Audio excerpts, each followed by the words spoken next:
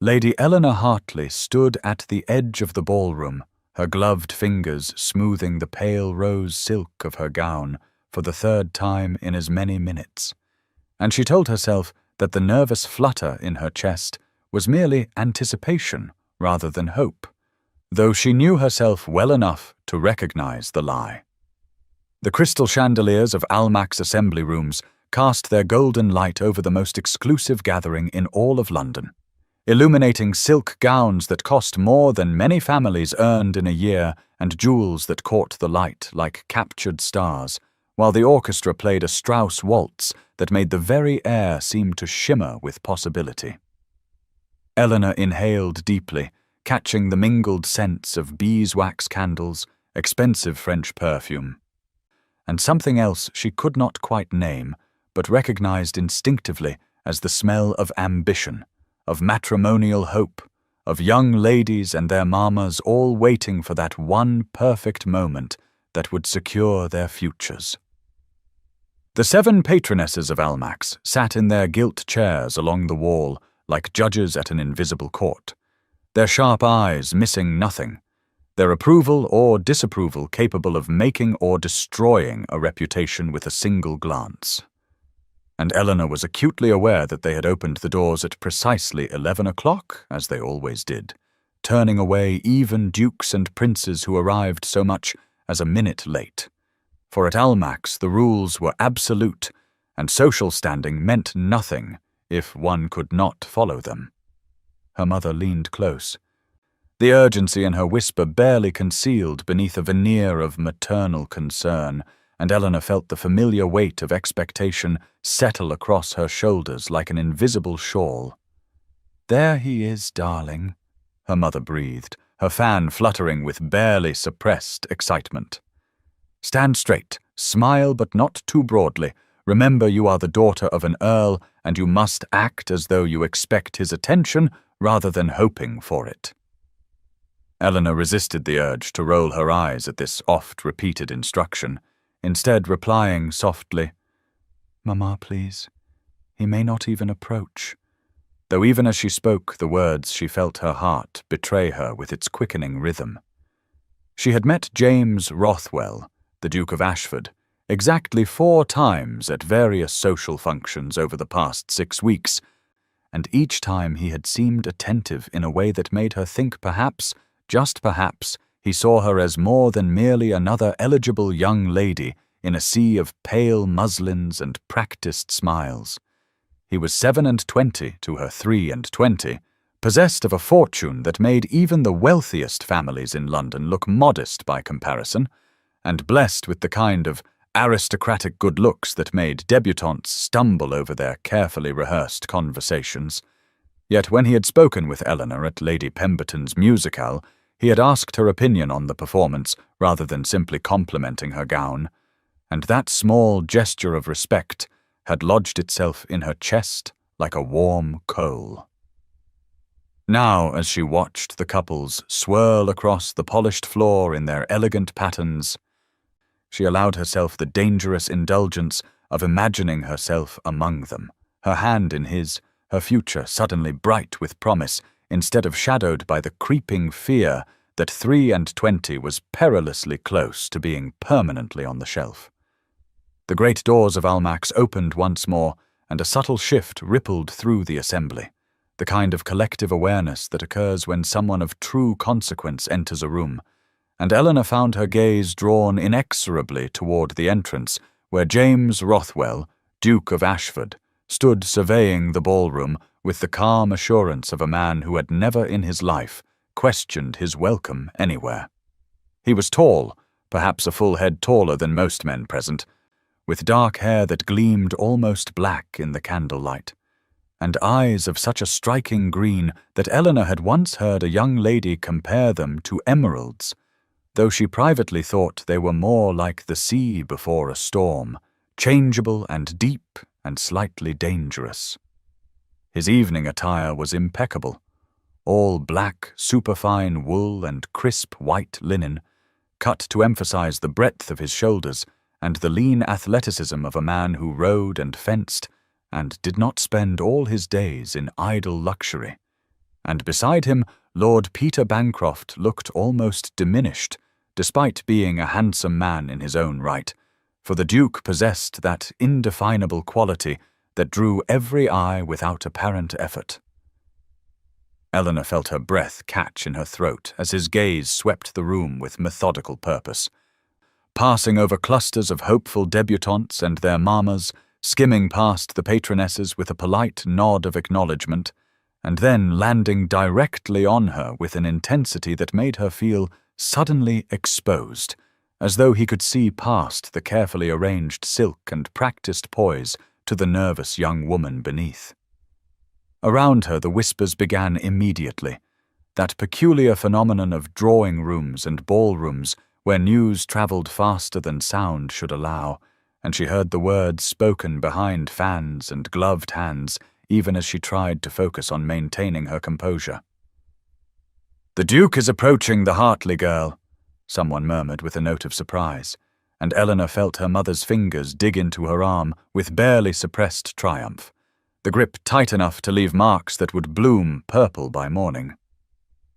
Her palms grew damp inside her evening gloves, and she prayed desperately that he would not notice when he took her hand, for there was nothing quite so mortifying as clammy palms during a first dance, and she could feel the weight of dozens of gazes upon her as he began walking in her direction with clear and unmistakable purpose.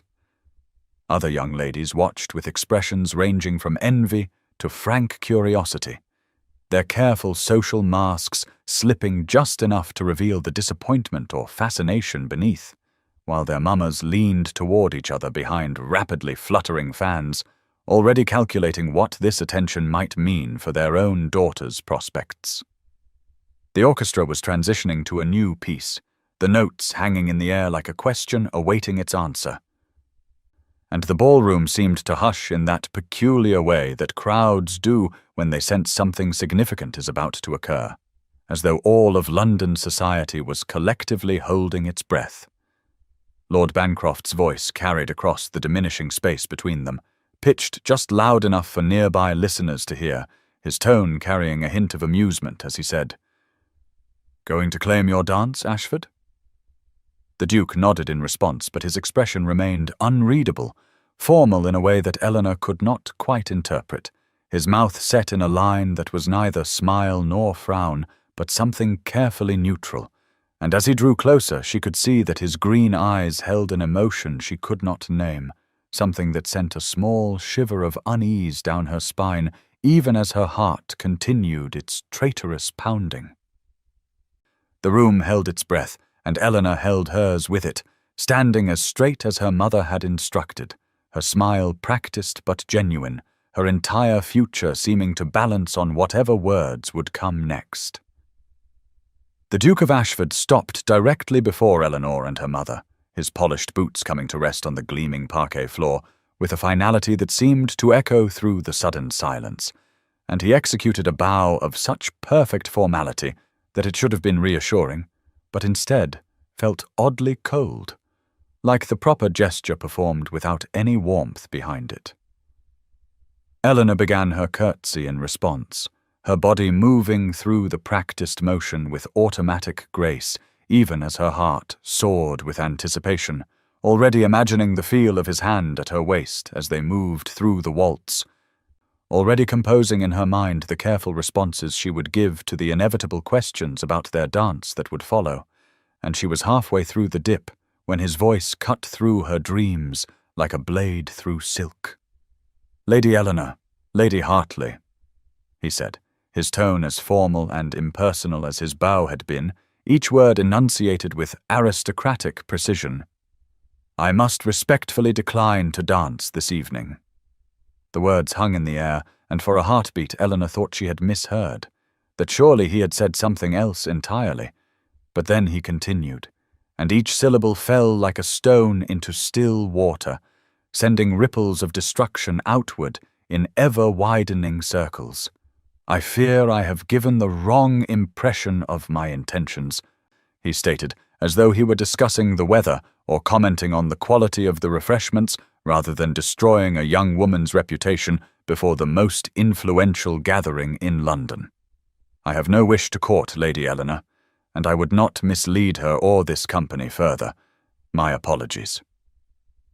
He bowed again with that same perfect formality, and then he simply walked away, his broad shoulders disappearing back into the crowd, as though nothing of consequence had occurred, as though he had not just shattered Eleanor's world into fragments too small to ever piece back together. Eleanor froze mid-curtsy, caught in that awkward half-bent position like a puppet whose strings had been suddenly cut. And she felt the blood drain from her face so rapidly that for a moment she thought she might actually faint. Though some stubborn core of pride kept her upright, even as the floor seemed to tilt beneath her feet. Her mother gasped audibly beside her, a sound of shock and horror that would have been comical in any other context, and around them the whispers that had been merely curious moments before exploded into a roar of scandal that filled the ballroom like floodwater. Eleanor felt as though the floor had opened beneath her feet, and she was falling into some dark abyss where every eye in London watched her descent with fascination, and humiliation burned through her veins like fire, hot and consuming, and absolutely inescapable. Her hands began to tremble inside her gloves, and she clasped them together to still the shaking. But it was useless. Her entire body had begun to betray her with its physical manifestation of her internal devastation.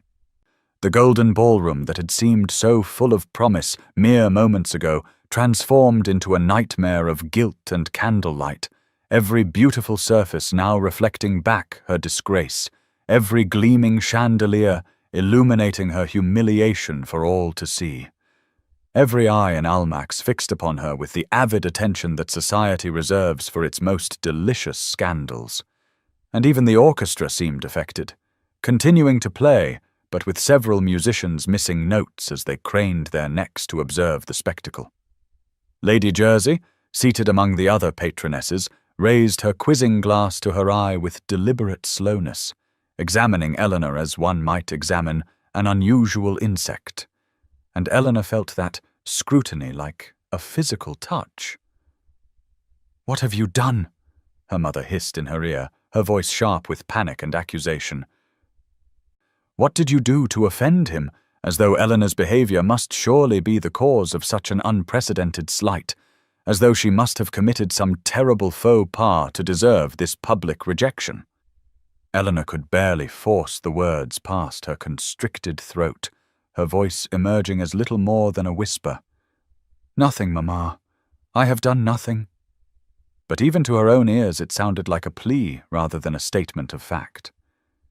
Nearby, a young lady in white muslin leaned toward her companion and stage-whispered with poorly concealed delight, "How mortifying!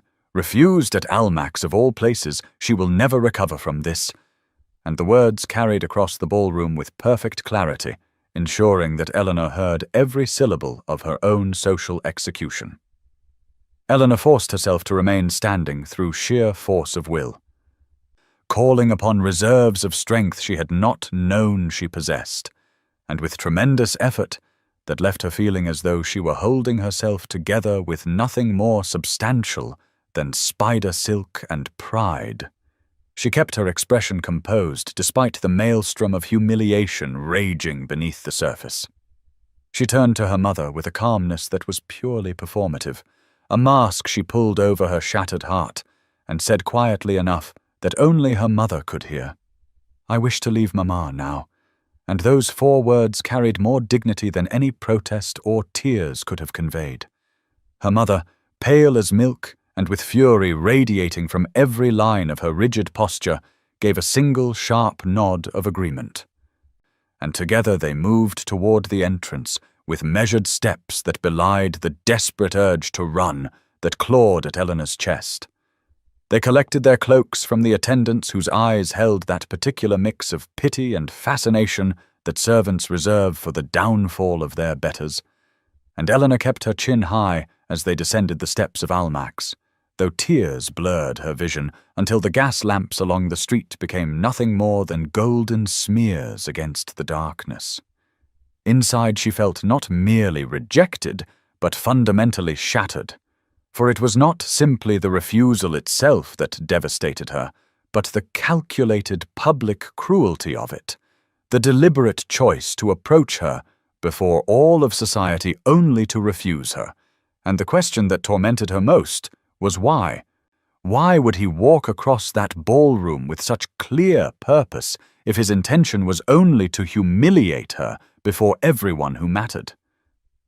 The carriage ride home through the dark London streets felt interminable, each turn of the wheels carrying her further from the glittering ballroom and deeper into a darkness that felt both literal and metaphorical.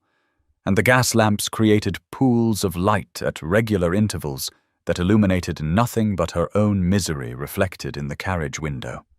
The interior of the vehicle felt suffocating despite its spacious design, the air thick with unshed tears and unspoken recriminations, and Eleanor found herself acutely aware of the contrast between this dark private space and the golden public one she had just fled, as though her emotional descent from hope to devastation had been made manifest in the physical journey from light into shadow.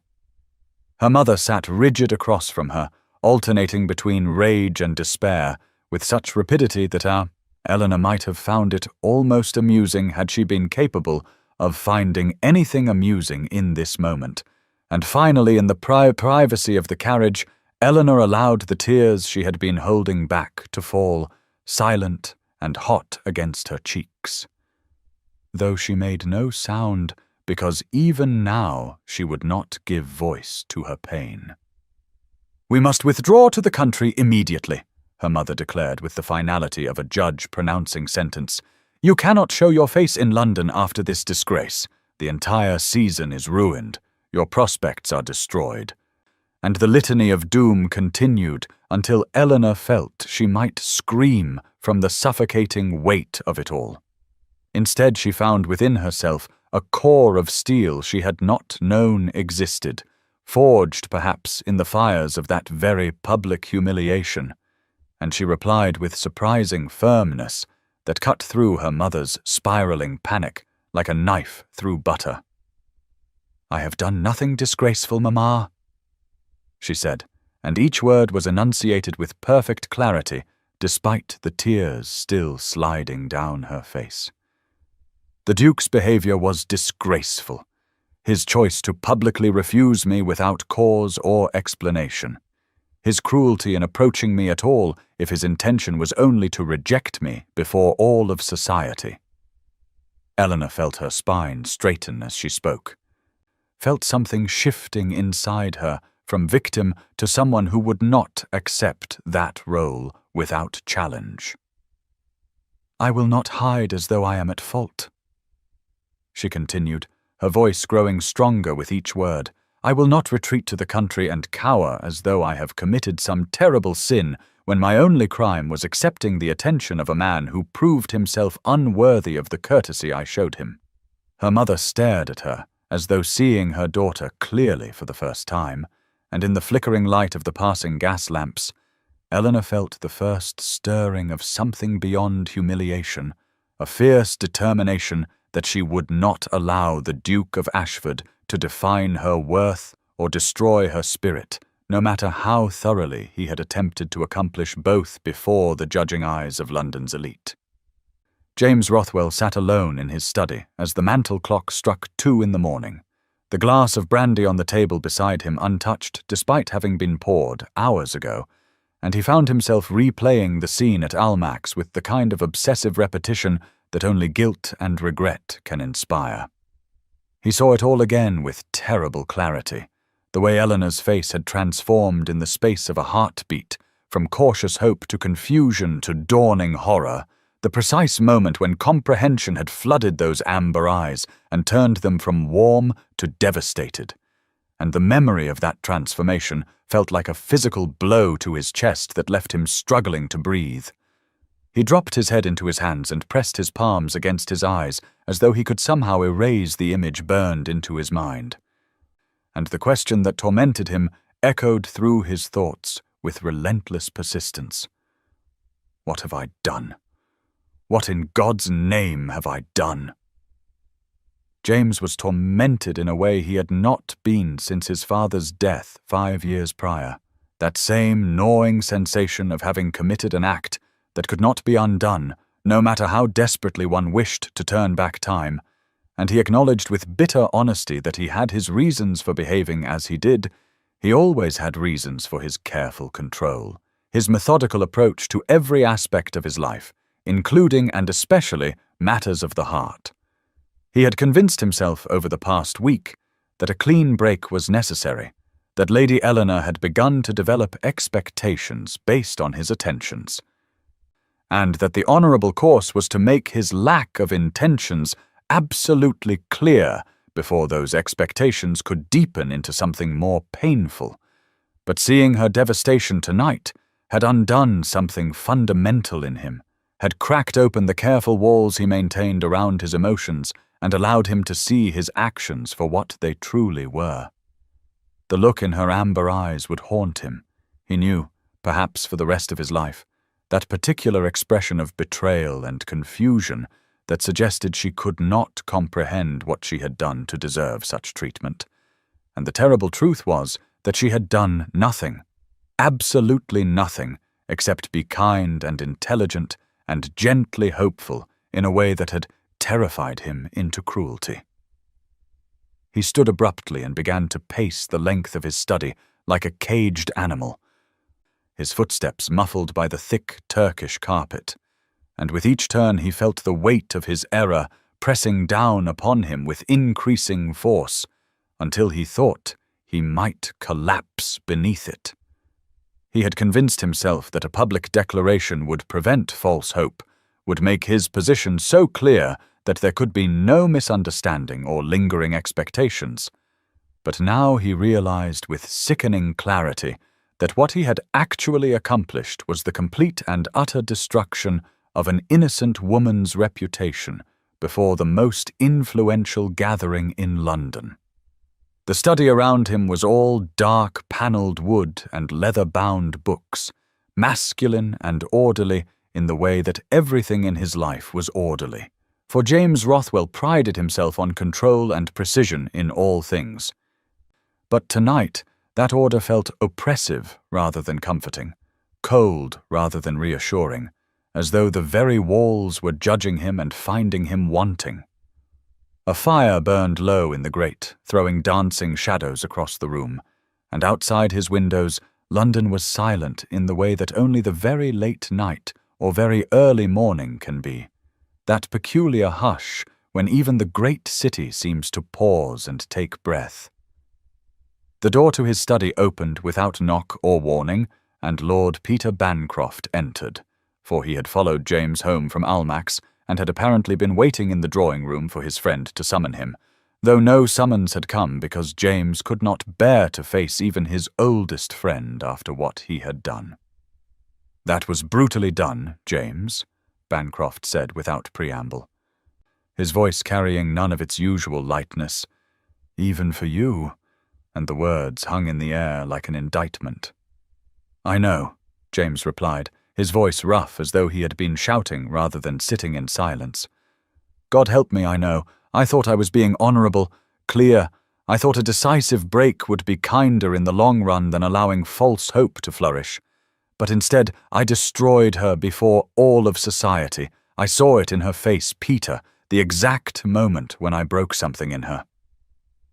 Bancroft moved to the sideboard and poured himself the brandy that James had ignored, taking a long swallow before responding.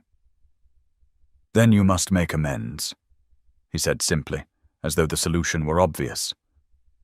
James laughed, a bitter sound without humour. "How does one make amends for that?" he asked. "How does one apologize for deliberately humiliating someone before everyone who matters, for crushing hope and reputation simultaneously? Tell me, Peter, because I cannot fathom it." Eleanor woke to sunlight streaming through the windows of her bedroom at Hartley House with the kind of cruel brightness that seemed to mock the darkness of her situation, and for one blessed moment, before full consciousness returned, she did not remember the previous evening. But then memory crashed over her like a wave, and she felt the humiliation anew as though the Duke's words were being spoken again in the present, rather than residing in the terrible past. Her lady's maid, Mary, entered quietly, bearing both the morning newspapers and a breakfast tray, and Eleanor could read the truth of her disgrace in the way the girl's eyes refused to meet hers directly. That particular combination of pity and embarrassment that servants display when their mistress has fallen from grace. The gossip columns had worked with their characteristic speed and viciousness, transforming the previous night's events into printed scandal that would outlive memory, and Eleanor's hands trembled as she unfolded the Morning Post to find her ruin documented in stark black ink. Duke of Ashford publicly declines to dance with Lady E.H. at Almack's, a most extraordinary slight, the column declared with the breathless enthusiasm that society reporters reserve for their most delicious scandals, and it continued with speculation about what offence Lady Eleanor might have committed to warrant such treatment, as though her guilt must be assumed rather than her innocence. Letters had already begun arriving in the Morning Post, carried up by footmen whose expressions ranged from sympathetic to carefully neutral, and Eleanor sorted through them with growing horror as the full scope of her social destruction became apparent. Some were sympathetic in that particular way that is almost worse than outright cruelty, dripping with pity and barely concealed satisfaction that it was Eleanor rather than the writer who had suffered such a fate, while many others were withdrawing invitations to upcoming events with various transparent excuses that could not disguise their true purpose. Lady Pemberton regretted that her musicale was now to be a much smaller affair than previously planned. The Duchess of Somerset discovered that her niece would be occupying the seat originally reserved for Eleanor at her dinner party, and Mrs. Carrington found that her country house party was quite suddenly filled to capacity, and each letter was another door closing in Eleanor's face, another confirmation that London society had judged her and found her somehow wanting. Eleanor read the papers and letters with growing horror, her social ruin now preserved in print and made permanent in a way that mere gossip could never achieve, and she felt physically sick as the reality of her situation settled over her like a shroud. But she forced herself to pick up her fork and eat the breakfast that Mary had brought, swallowing each bite with determination, even though the food tasted like ash in her mouth. She would not collapse. She told herself with fierce insistence she would not give society the satisfaction of seeing her destroyed, would not allow the Duke of Ashford or anyone else to believe that they had broken her beyond repair. The morning light flooded her feminine bedroom with its pale yellows and whites, colors chosen years ago to suggest innocence and youth, and all the qualities that made young ladies marriageable. But now that light felt harsh rather than gentle, as though her innocence were being deliberately burned away by the unforgiving scrutiny of daylight. The breakfast tray sat largely untouched despite her efforts, and papers were scattered across her coverlet like fallen leaves, each one a testament to her disgrace, each headline and withdrawal another weight added to the burden she now carried. Anger began to burn through the humiliation like fire-consuming frost, a hot and righteous fury at the Duke for his calculated cruelty, at society for its eagerness to judge and condemn her rather than him, at her own foolish heart for having hoped at all when hope had proved so dangerous. "Perhaps you should rest today, my lady," Mary said gently, her voice carrying the kind of careful concern one uses with the ill or wounded. "No callers expected, and you need not face anyone until you are ready." Eleanor lifted her chin with automatic pride and replied with surprising firmness, "No, I will receive anyone who calls. I have nothing to hide, and nothing to be ashamed of." And even as she spoke, she felt the truth of the words settling into her bones and strengthening her spine. The door opened without warning, and her mother swept in already dressed for the day despite the early hour, her face set in lines of determination that Eleanor had seen before when decisions were being made that would affect the family. "We are leaving for Hartley Manor tomorrow," her mother announced without preamble. "I have instructed the staff to begin packing. We will withdraw from London immediately and wait for this scandal to pass. Perhaps by next season it will be forgotten enough that we might return." Eleanor felt the anger that had been building since she woke flare into something hotter and more defiant, and she met her mother's eyes with a steadiness that surprised them both as she prepared to refuse. At mid-morning, when Eleanor was still arguing with her mother about the proposed retreat to the country, a commotion outside Hartley House drew both women to the window. And what Eleanor saw there made her certain she was hallucinating, or perhaps still asleep and trapped in some fever dream conjured by her overwrought nerves.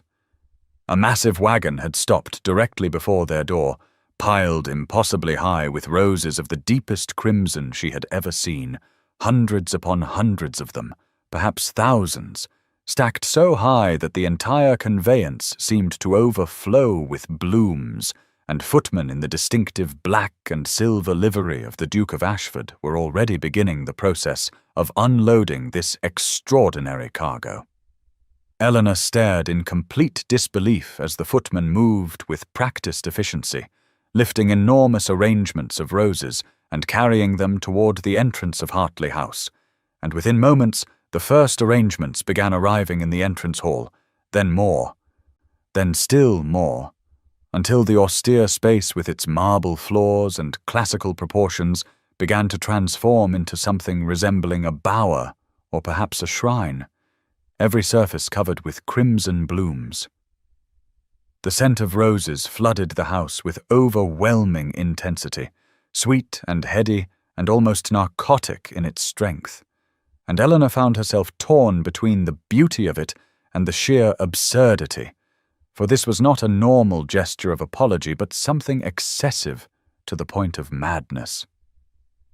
Her mother came running from wherever she had gone after their argument, her face a picture of confusion and dawning hope, while the butler stood in the entrance hall looking utterly helpless as the invasion of flowers continued unabated, his usual perfect composure shattered by the unprecedented nature of the situation. Eleanor descended the stairs slowly, her anger flaring hot and bright in her chest. For did the Duke of Ashford truly believe he could purchase her forgiveness with flowers? Did he think her so shallow that a grand gesture would erase the calculated cruelty of his public rejection? Did he imagine that she would simply swoon at this display of wealth and forget that he had destroyed her reputation before all of society? Yet beneath the anger, confusion stirred like sediment at the bottom of a clear stream, clouding her certainty. For why would he do this? Why roses, and why so very many of them?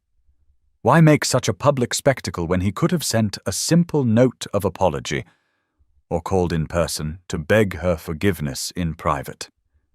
The entrance hall continued its transformation as footmen carried in arrangement after arrangement, and Eleanor noticed with almost detached fascination how the thorns caught on the marble surfaces, leaving small scratches, how petals dropped to the floor like drops of blood, how the overwhelming beauty of it all was almost violent in its excess, as though the Duke were trying to bludgeon her into forgiveness through sheer visual assault. Servants gathered to whisper and stare, their usual discretion forgotten in the face of such extraordinary events. And through the still open door, Eleanor could see that passers-by on the street had stopped to gawk, that a small crowd was forming to witness this spectacle, and she realized with sinking certainty that whatever the Duke intended by this gesture, he had ensured that it would be as public as his original slight. One of the Duke's footmen approached her directly, bowing with perfect formality despite the chaos of flowers surrounding them, and his voice carried the careful neutrality of a well-trained servant delivering a message he knows to be significant. His Grace the Duke of Ashford presents his compliments and begs. Lady Eleanor will accept these tokens of his deepest regret, the footman intoned, as though he were announcing guests at a ball rather than delivering what appeared to be an entire hothouse worth of roses.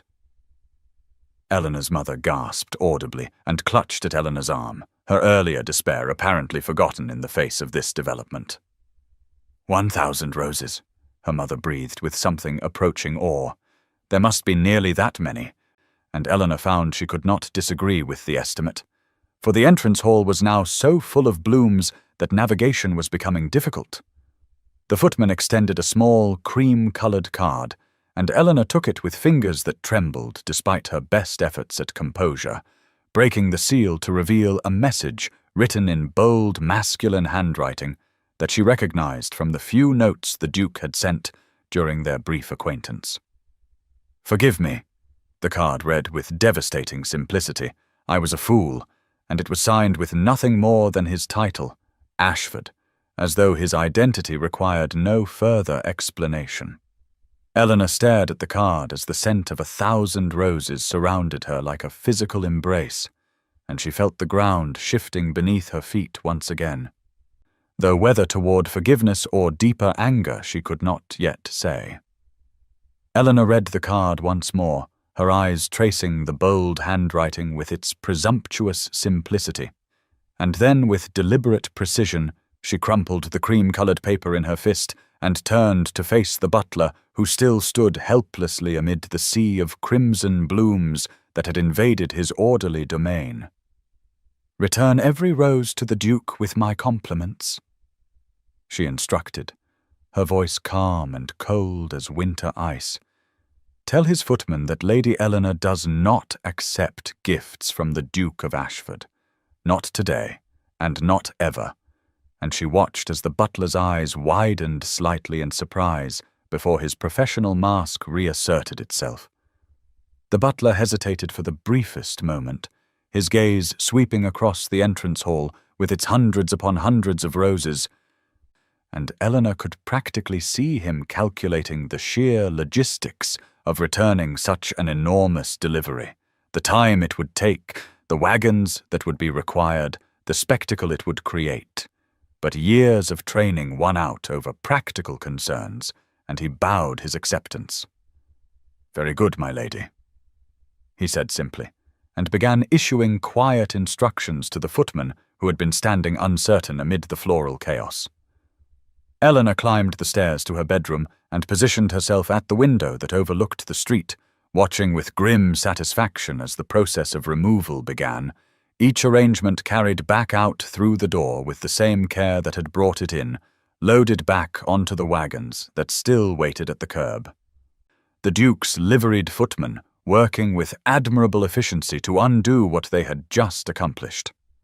She felt a fierce pleasure in the rejection, a sense of having seized back some small measure of control in a situation where she had been rendered utterly powerless. For if the Duke of Ashford thought that grand gestures could erase the calculated cruelty of public humiliation, then he was very much mistaken.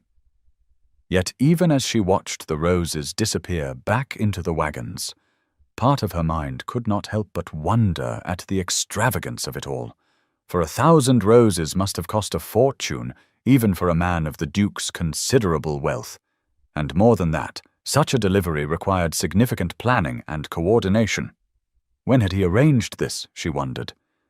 Had he placed the order the very night of Almack's after leaving her standing devastated on that ballroom floor?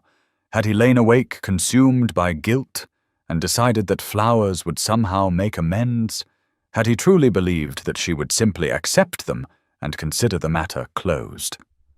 The questions circled through her mind like birds seeking a place to land, but she pushed them aside and focused instead on hardening her resolve, on building walls around the confusion and hurt that the roses had unexpectedly stirred, for she would not be bought with blooms, no matter how beautiful or how numerous.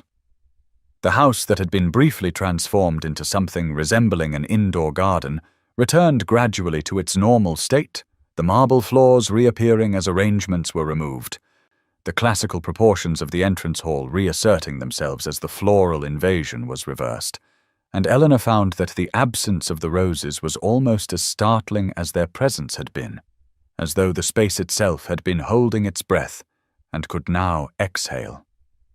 Scattered petals on the floor were the only evidence that remained, crimson against white marble, and Eleanor knew the maids would sweep them away within the hour, erasing even this small trace of the Duke's gesture. Through her window she could see that London society was watching the spectacle with avid interest, faces appearing at windows across the street, passers-by slowing their pace to observe. And Eleanor knew with certainty that this rejection would be discussed in every drawing-room by afternoon. That the gossip columns would report it tomorrow with the same breathless enthusiasm they had devoted to her humiliation. "Eleanor, are you certain?" Her mother's voice came from the doorway, tentative and worried in equal measure. The Duke is clearly attempting to make amends. 1,000 roses, Eleanor. Surely that demonstrates the sincerity of his regret.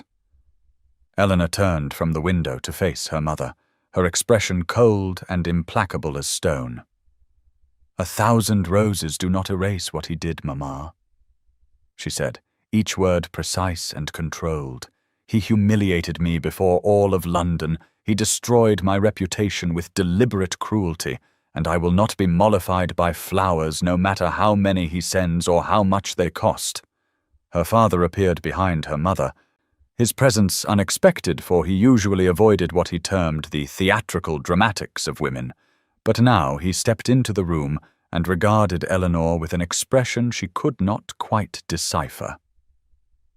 "Good girl," he said quietly, his voice carrying a note of approval that Eleanor had rarely heard directed at her. Make him work for it. And those 4 words settled into her chest like a benediction, like permission to hold firm in her resolve rather than capitulating to the pressure she knew would come.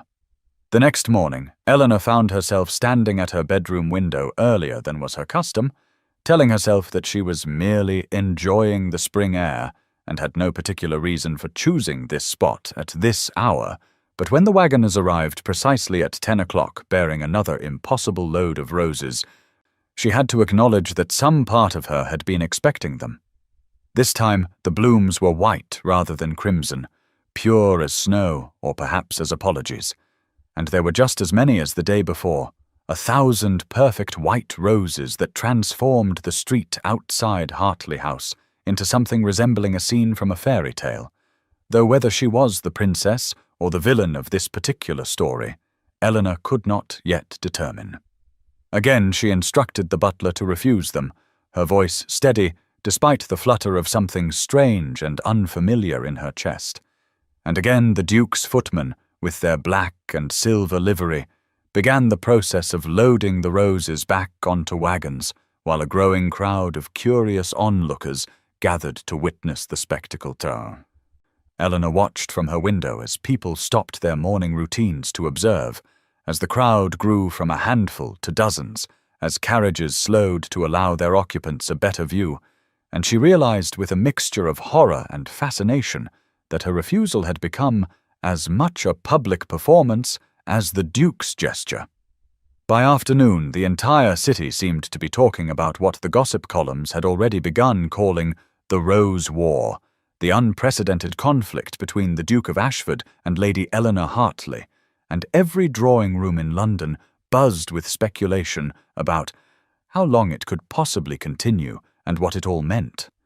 Eleanor felt a flicker of something beyond the anger that had sustained her through the previous day, something that felt dangerously close to curiosity. For the Duke was persisting in a way that most men would not. Most gentlemen would have accepted a single rejection as final and moved on to less complicated prospects. But he was proving unexpectedly stubborn.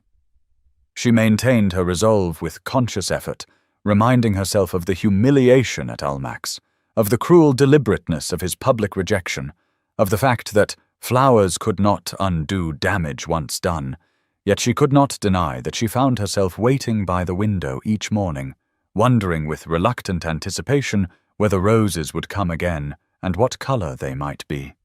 The street outside Hartley House had become a kind of daily theatre where Londoners gathered to watch the unfolding drama, and Eleanor observed with bemused detachment as vendors began appearing to sell refreshments to the crowd, as though the delivery and rejection of roses had become entertainment worthy of an admission price.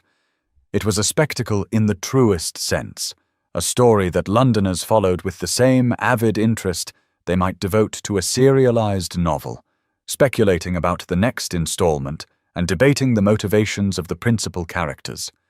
And Eleanor found herself simultaneously appalled and oddly flattered by the attention.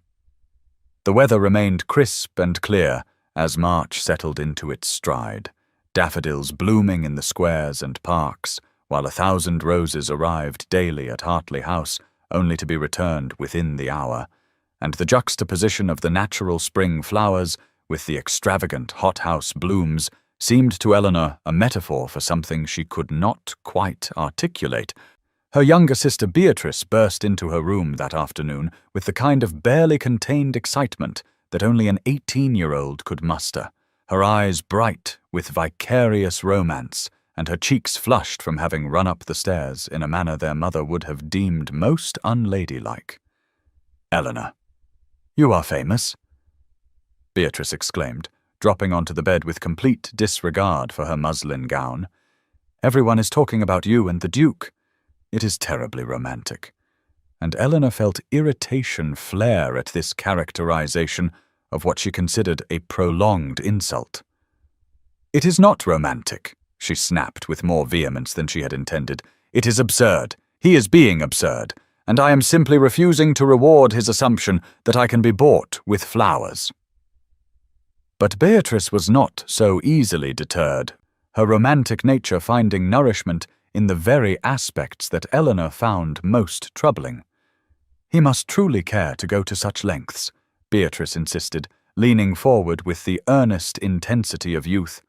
"No man sends 2,000 roses without deep feeling. Eleanor, perhaps he made a terrible mistake at Almack's, but surely these flowers prove that he regrets it desperately." Eleanor wanted to argue, wanted to explain that grand gestures were not the same as genuine remorse, that public displays of wealth were not equivalent to private acts of contrition, but she found the words would not come. For some traitorous part of her mind was whispering that perhaps Beatrice had a point. Perhaps no man would go to such extraordinary lengths unless driven by feelings more profound than simple guilt. Retry CP. In his study, James Rothwell sat across the broad mahogany desk from his secretary Mr. Pemberton, a meticulous man of middle years who had managed the Duke's affairs for the better part of a decade, and who now looked distinctly uncomfortable as he presented the accounting ledgers documenting the mounting costs of what the household staff had begun calling the Rose Campaign. "Your Grace," Pemberton began with the careful delicacy of a man delivering unwelcome news, "the expenses are becoming quite substantial, not merely the cost of the roses themselves, though they are considerable given that we are procuring them from hothouses across England, and have even engaged suppliers in France to meet the daily demand, but also the logistics of transportation, the wages for additional footmen, the coordination required to ensure delivery at precisely the same hour each morning." James waved his hand in dismissal before the secretary could continue itemizing costs, the gesture conveying both his lack of concern for the financial implications and his desire to end this particular conversation. "I do not care about the expense," he said flatly. "Order another 1,000 for tomorrow and continue the daily deliveries until I instruct otherwise." And Pemberton bowed his acceptance, though his expression suggested he thought his employer had taken leave of his senses. After the secretary departed, James sat alone staring at the papers scattered across his desk, maps marking the locations of every significant hothouse within a day's journey of London. Schedules detailing the complex choreography required to gather and deliver 1,000 fresh roses each morning, correspondence with flower merchants who had initially thought him mad, but who now competed eagerly for his business, and he acknowledged to himself that this entire enterprise had evolved into something resembling a military campaign. Lord Peter Bancroft arrived without appointment, but also without surprise, for he had been calling daily since the rose deliveries began, driven by a combination of genuine concern for his friend and frank curiosity about how long this extraordinary situation could possibly continue. "You are becoming obsessed, James," Bancroft announced as he settled into the leather chair opposite the desk without waiting for invitation. 3,000 roses, and she has refused them all. Perhaps you should abandon this strategy and call on her personally. Speak with her face to face rather than communicating through flowers. James looked up from the maps and schedules that had consumed his morning and met his friend's eyes with an intensity that made Bancroft shift uncomfortably. "She will not receive me," James stated with absolute certainty. "I destroyed her reputation before all of society. Peter, I humiliated her in the cruelest possible way. She will not grant me a private audience, and I cannot blame her for that. This is the only way I can communicate my sincerity, the only language that might eventually convince her that my regret is genuine."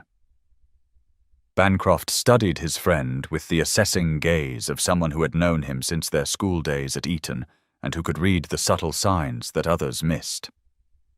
"Or your madness," he suggested with a slight smile intended to soften the observation, though his eyes remained serious.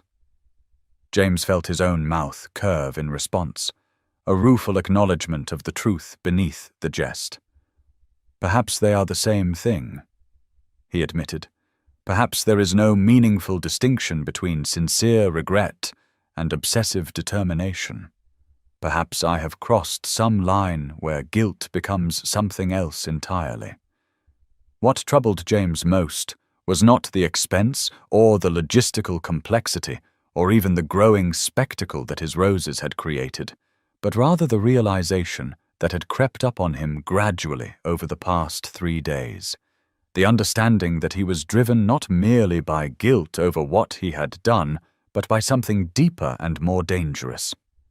He was realizing with uncomfortable clarity what he had lost in that moment at Almack's. Not just Eleanor's good opinion or the possibility of a convenient marriage, but the chance to know her, to discover what thoughts lived behind those amber eyes, to understand what combination of strength and grace allowed her to stand so firmly against him when most women would have capitulated after the first delivery.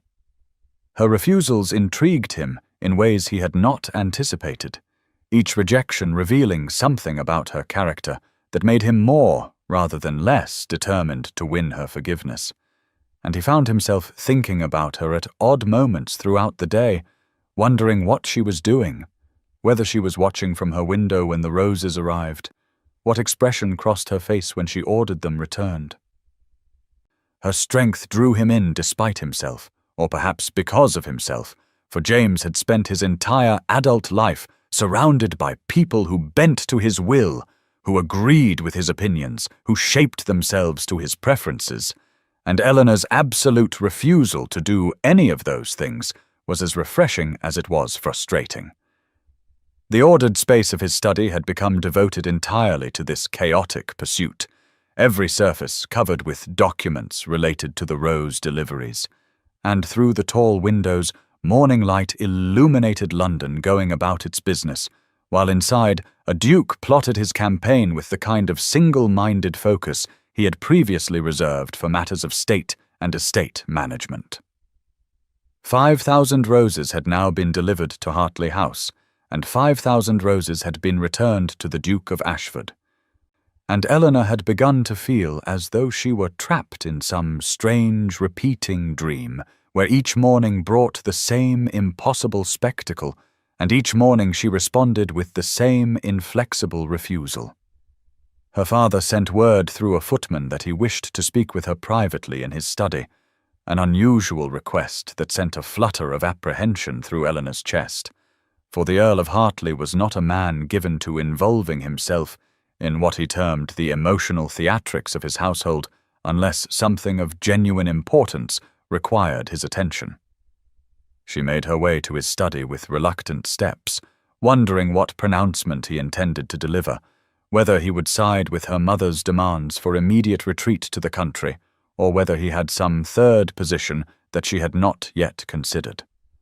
The study was exactly as it had always been, masculine and book-lined with the comfortable smell of tobacco and old leather, a globe in the corner that Eleanor had spun countless times as a child, while her father explained the wider world beyond London's drawing rooms, and she felt transported back to her younger self as she settled into the leather chair across from his desk.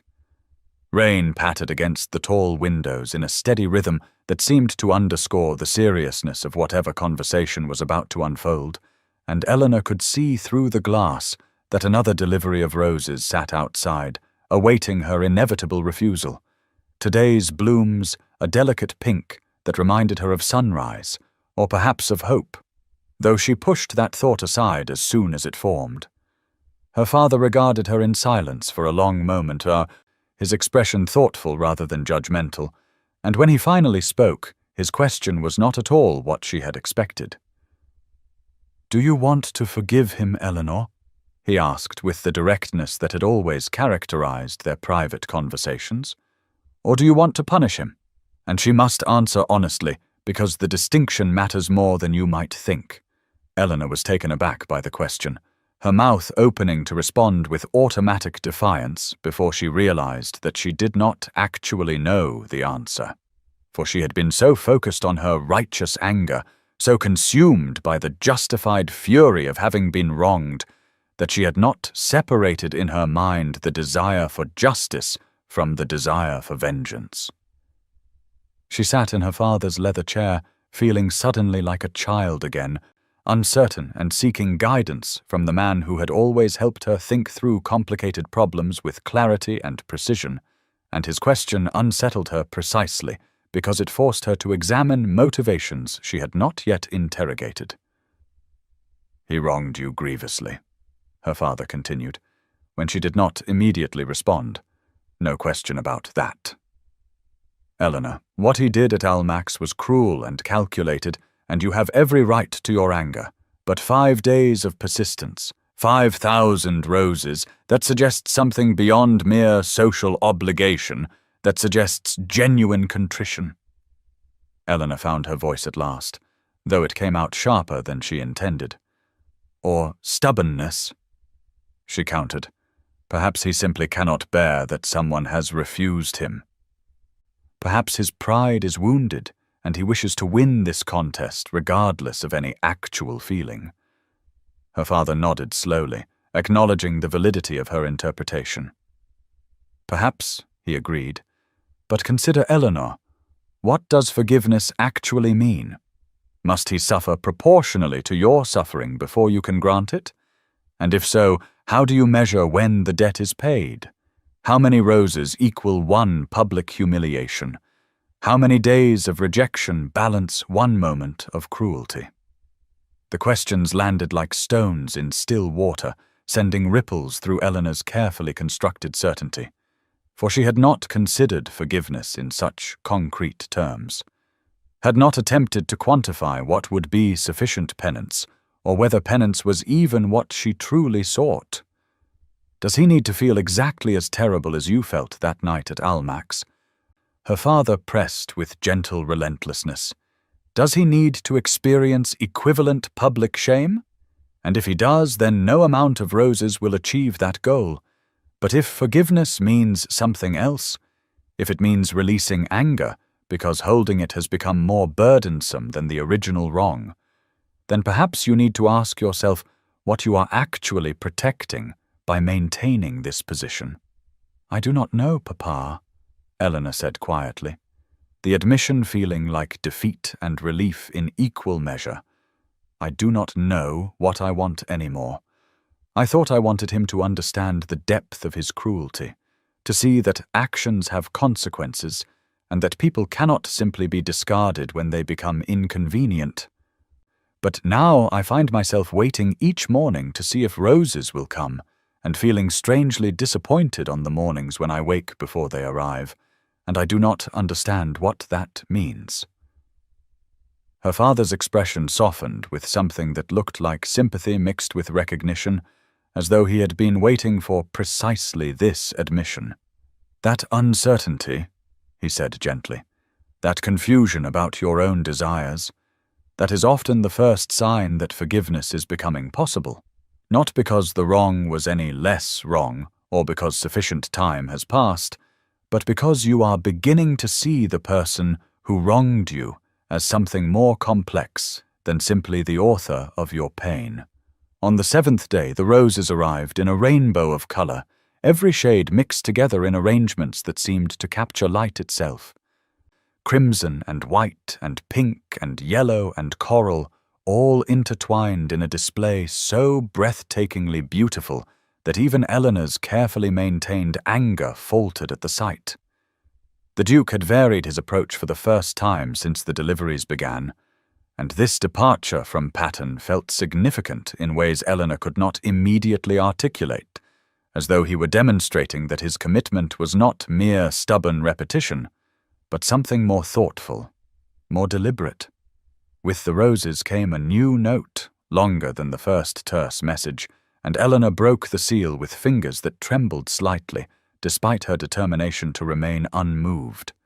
"I do not ask you to forget what I did," the note began, in that bold handwriting she was beginning to recognize as easily as her own.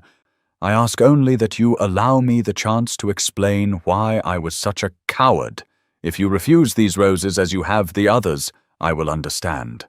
But I will send 1,000 more tomorrow, and every day after, until you believe I mean what I say." And it was signed simply Ashford, as though his title were both identity and confession. Eleanor read the note multiple times, her eyes catching on the word coward with each pass, for the Duke of Ashford had called himself a coward in his own hand, had admitted weakness and fear in a way that proud men rarely did, and the admission surprised her more than all the roses combined. She had expected continued apology, perhaps escalating declarations of regret, but this acknowledgement of his own flawed humanity was something different entirely, something that penetrated the armor of her anger in a way that grand gestures alone could not. The rainbow of roses transformed the entrance hall into something magical and fairy tale-like, as though a garden had somehow grown overnight within the austere marble space, and servants paused in their morning work to admire the display with open wonder, whispering to each other about the Duke's persistence and Lady Eleanor's remarkable resolve. The effect was different from the monochrome displays of previous days, more personal somehow, as though each color had been chosen to convey some specific meaning, and Eleanor found herself wondering what the Duke had thought as he selected them, whether he had personally instructed the florists, or whether he had simply ordered variety without considering the implication. Spring sunshine streamed through the tall windows, illuminating petals with such intensity that they seemed to glow from within, and for the first time since the deliveries began, Eleanor felt her hand hesitate as she reached for the bell to summon the butler. Her fingers hovered in the air while conflicting impulses warred within her chest, the desire to maintain her position against the growing curiosity about what explanation the Duke could possibly offer for his cruelty. And she stood frozen in indecision for what felt like an eternity, though it could only have been moments. She let the roses stay for an hour, telling herself that she was simply enjoying their beauty, that admiring flowers did not constitute forgiveness or even softening, but knowing in her heart that allowing them to remain even temporarily represented a crack in the foundation of her resolve. Beatrice found her standing amid the rainbow of blooms, her sister's face lit with delight at the spectacular display, and she moved through the arrangements with the unself-conscious pleasure of someone too young to understand the complicated emotions they represented. "Eleanor, they are beautiful," Beatrice whispered, as though speaking too loudly might somehow break the spell. "Will you not keep just one? A single rose to acknowledge his effort, if not to forgive his wrong." Eleanor felt torn between her sister's simple logic and her own more complicated feelings, between the desire to hold firm and the exhaustion of maintaining constant anger. "I cannot," she said at last, though her voice lacked the conviction it had carried on previous days. Keeping one means I am softening, and I am not ready to soften. Not yet. Not when I still remember so vividly how it felt to stand before all of society and be rejected without cause or explanation.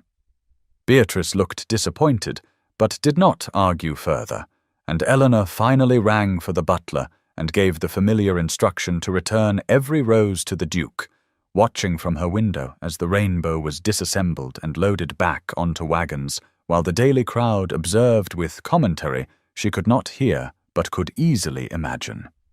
Yet after the wagons had departed and the entrance hall had been restored to its normal state, Eleanor descended the stairs and found amid the scattered petals that remained a single bloom that had somehow been overlooked in the removal, deep crimson like the first day's roses, and she picked it up with careful fingers. She told herself she would simply discard it, that one rose meant nothing in the context of 7,000, but instead she carried it to her bedroom and pressed a single petal between the pages of her diary, preserving it there like a secret she was keeping from herself, evidence of a softening she was not yet prepared to acknowledge aloud.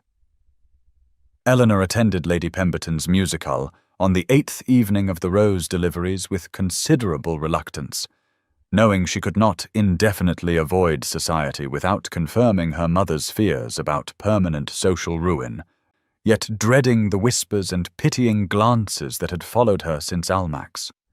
What she encountered instead left her bewildered and oddly disoriented, for the opinion of London society had shifted with the characteristic fickleness that made the ton both fascinating and frustrating, transforming her from object of schadenfreude to subject of romantic fascination in the space of a single week.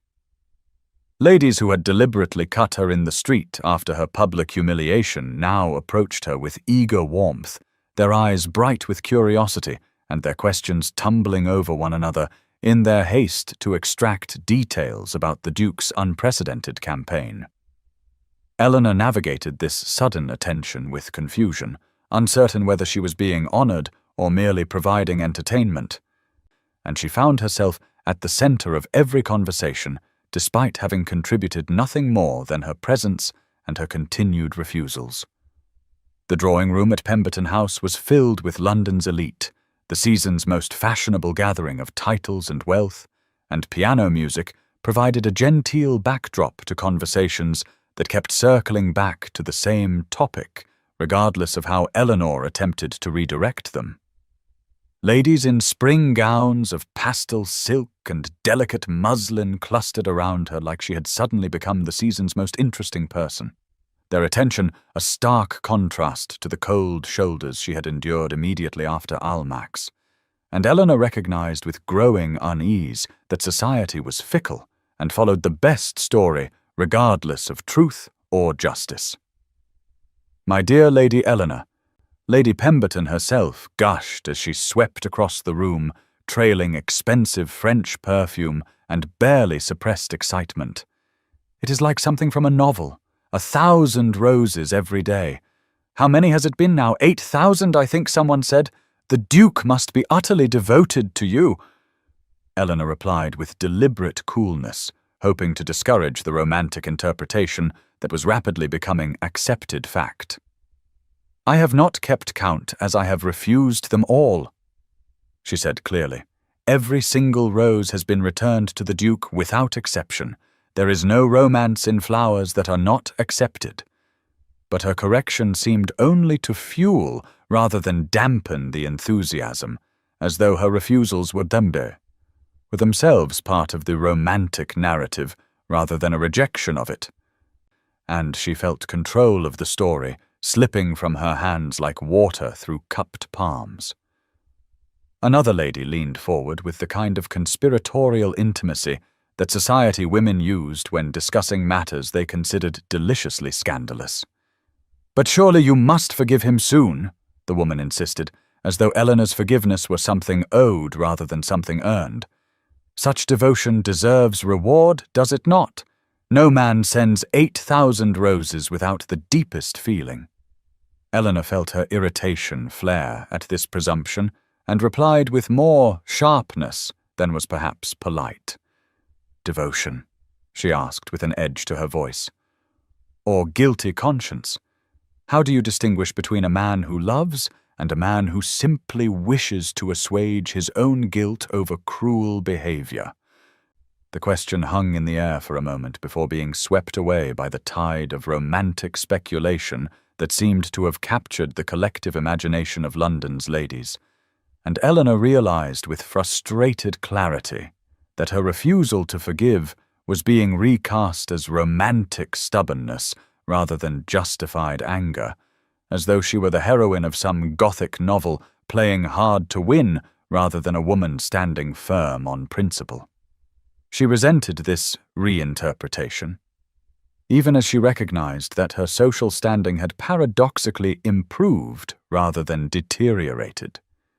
For whereas a week ago she had been pitied as the woman rejected by the Duke, now she was envied as the woman for whom the Duke was apparently willing to bankrupt every hothouse in England.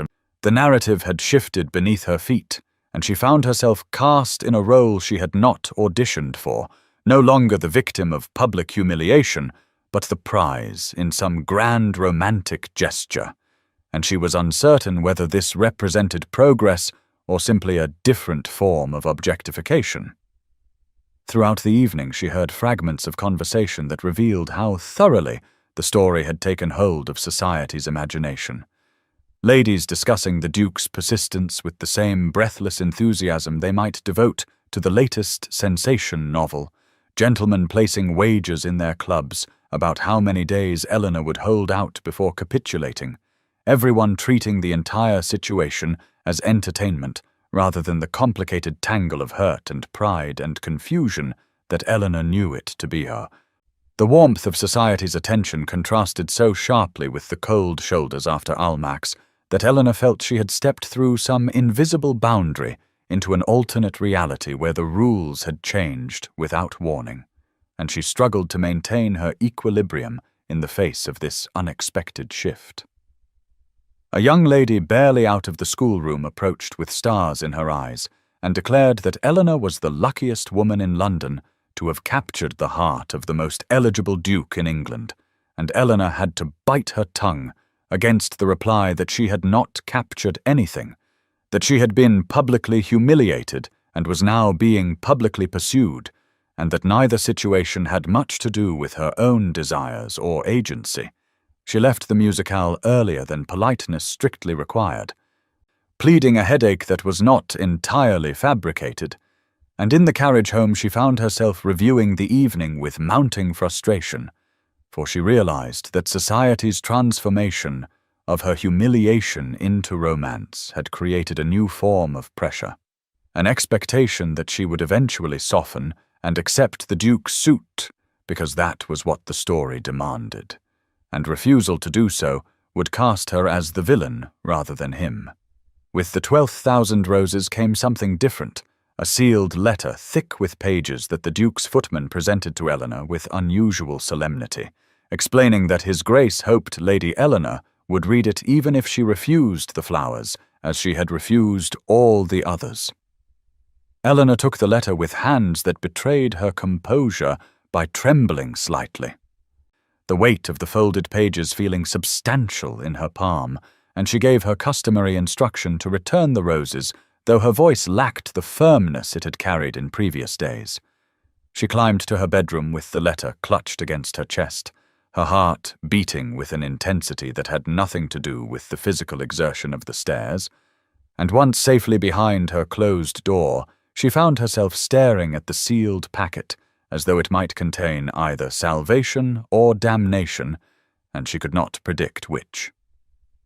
For hours she debated with herself, the letter sitting on her dressing table like an unexploded munition while twilight deepened into evening and candles were lit against the gathering dark, and she invented a dozen reasons why she should not read it, why opening it would represent a weakening of her resolve, why whatever excuse the Duke offered could not possibly justify his cruelty. Yet curiosity gnawed at her with persistent teeth, eroding the certainty she had maintained for nearly 2 weeks, and finally As rain began to streak the windows, she could bear it no longer. She curled into the window seat overlooking the street where tomorrow's roses would inevitably arrive, drawing her knees up beneath her skirts like a child seeking comfort, and broke the seal with fingers that trembled more obviously now that there was no one to witness her agitation. The letter was long, written in the Duke's bold handwriting that covered page after page in lines of black ink that seemed to pulse with urgency, and Eleanor read it once quickly, her eyes racing over the words in her haste to understand, then again more slowly as the full weight of what he was confessing settled over her like a physical burden. "Lady Eleanor," the letter began without preamble or elaborate greeting, "I owe you an explanation, though it excuses nothing I have done, and what follows is not an attempt to justify my behavior, but merely to provide context that you deserve to have, even if you choose to do nothing with it. 3 years ago I was engaged to Lady Caroline Ashworth, the daughter of the Marquis of Pembroke, and I believed myself in love with all the naive certainty of a young man who has never truly been tested. 1 week before our wedding I returned unexpectedly early from a business matter in the country and discovered her in a compromising position with my own brother, my younger brother, whom I had trusted absolutely, and the double betrayal shattered something fundamental in me that I do not think has ever properly healed." Eleanor felt her breath catch as she read this revelation, her mind immediately conjuring the scene the Duke must have witnessed, the devastation he must have felt, and despite her anger, she found unwelcome sympathy stirring in her chest. The letter continued in that same direct style, each sentence laying bare wounds that Eleanor suspected the Duke had never before put into words. I vowed that day never to be vulnerable again, never to care too deeply or trust too completely, never to give anyone the power to hurt me as I had been hurt. And I constructed walls around my heart with such determination that I convinced myself they were wisdom rather than cowardice. When I met you, Lady Eleanor, when I found myself drawn to your wit and warmth, when I realized that you made me laugh in a way I had not laughed since before that terrible discovery, I panicked in the most profound sense of the word. The Duke's handwriting seemed to press harder into the paper at this point, the letters darker as though emotion had translated into physical force. I convinced myself that I was being honorable by severing our acquaintance publicly and definitively, that a clean break would prevent false hope and save us both from greater pain down the road. That decisive action was better than allowing expectations to develop that I could never fulfill. Instead, I became the very thing I despised, someone who inflicts pain to protect himself, someone who wounds the innocent because he has been wounded, someone who mistakes cruelty for strength. Eleanor felt tears gathering in her eyes as she read, her anger complicated now by understanding though not yet dissolved, and the pages rustled in her hands as though they too were trembling with the weight of confession. "You deserved honesty in private, not cruelty in public," the letter went on. "You deserved to be told that my fear prevented me from pursuing you further, not to be rejected before all of society, as though you were somehow unworthy when the unworthiness was entirely mine. I cannot undo what I did, Eleanor. I cannot take back the words or erase the humiliation, but I can spend however long it takes proving that I see my error, that I recognize the profound difference between protecting oneself and destroying another. The roses are not payment, for they could never be sufficient. They are penance and promise, proof that I will persist in demonstrating my regret until you believe it genuine."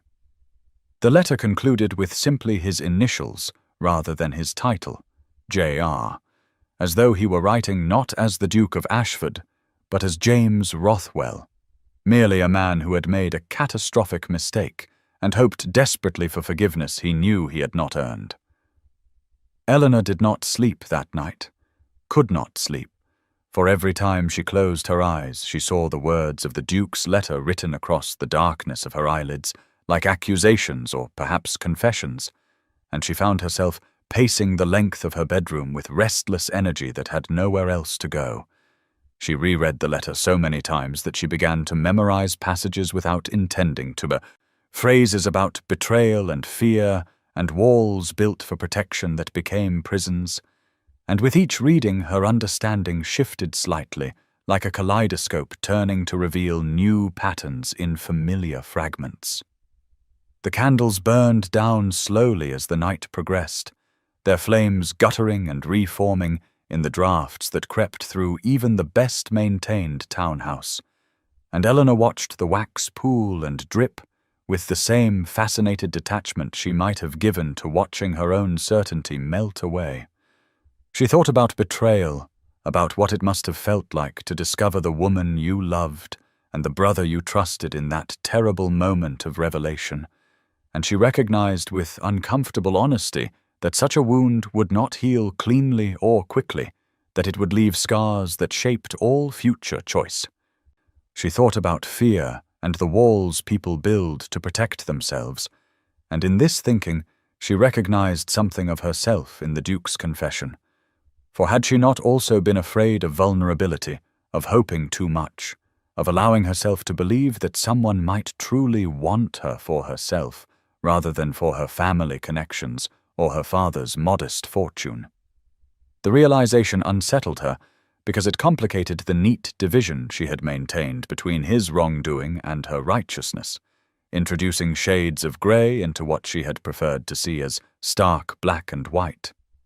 By the time dawn began to lighten the sky from black to grey to the pale pink of early morning, Eleanor was exhausted in body and spirit, but had reached no firm conclusion except that her anger was more complicated now, layered with understanding that she had not possessed before and could not simply dismiss. She wanted to hold on to her righteous indignation because it had been her armor these past 12 days, the thing that kept her upright and resolute when society's opinion shifted like sand beneath her feet. But the Duke's honesty had penetrated that armor in a way that flowers alone could not. She found herself thinking of the crimson petal pressed between the pages of her diary, that small secret acknowledgement that something in her had already begun to soften, and she wondered when exactly that softening had started, whether it was the rainbow roses or the word coward in his first long note, or some earlier moment she had not recognized as significant. She thought of 12,000 roses, of the extraordinary persistence required to maintain such a campaign, of the planning and expense and sheer stubborn determination it represented, and she asked herself whether a man who cared nothing beyond assuaging his guilt would truly go to such lengths. The word coward echoed in her mind, and she considered how much courage it must have taken for the proud Duke of Ashford to admit weakness, to acknowledge fear, to lay bare wounds he had clearly never before revealed, and that courage of confession moved her in ways the roses themselves had not. She was not ready to forgive, she told herself firmly as she stood at her window watching London wake below, not ready to simply absolve him of the pain he had caused, or to pretend that public humiliation could be erased by private explanation. But neither was she certain she wanted to refuse forever, to hold on to anger until it turned bitter and consumed her from within. "What do I want?" She spoke aloud to her empty room, her voice sounding strange after hours of silence, revenge or justice, or just to not hurt anymore, to not carry this weight of humiliation and wounded pride like a stone in my chest. The question hung in the air unanswered because Eleanor did not know the answer, had perhaps never known it, and she realized that her father had been right when he asked whether she wanted to forgive or to punish. She picked up the letter again, though she could have recited most of it from memory by now, and ran her finger over the signature at the bottom, just initials J and R, as though the Duke could not bear to write his full name or title, as though he were signing as simply a man rather than as the powerful peer who had wronged her. "James Rothwell," she whispered to the empty room. Who are you really? Are you the cruel man who rejected me at Almack's, or the wounded man who wrote this letter? Or are you somehow both at once? And if you are both, then which version do I respond to? Outside her window she could hear London coming to life, vendors calling their wares in the streets below, carriages beginning to rattle over cobblestones, the city shaking off sleep and preparing for another day. And Eleanor knew with weary certainty that another 1,000 roses would arrive within the hour, that the pattern would continue unless she took some action to alter it. The house was silent around her. That peculiar quiet of early morning, when servants were just beginning to stir, but the family still slept. And in that silence, Eleanor felt the full weight of the decision that awaited her. For she could not remain suspended in this liminal space forever, refusing but softening, angry but understanding, hurt but curious about the man behind the flowers. When the 15,000 roses arrived in the pale pink of dawn, or perhaps of new beginnings, Eleanor stood at her window as she had every morning for the past 2 weeks and watched the familiar wagons roll to a stop before Hartley House. But this time, when the footmen began their well-practiced routine of unloading, she did not immediately reach for the bell to summon her butler.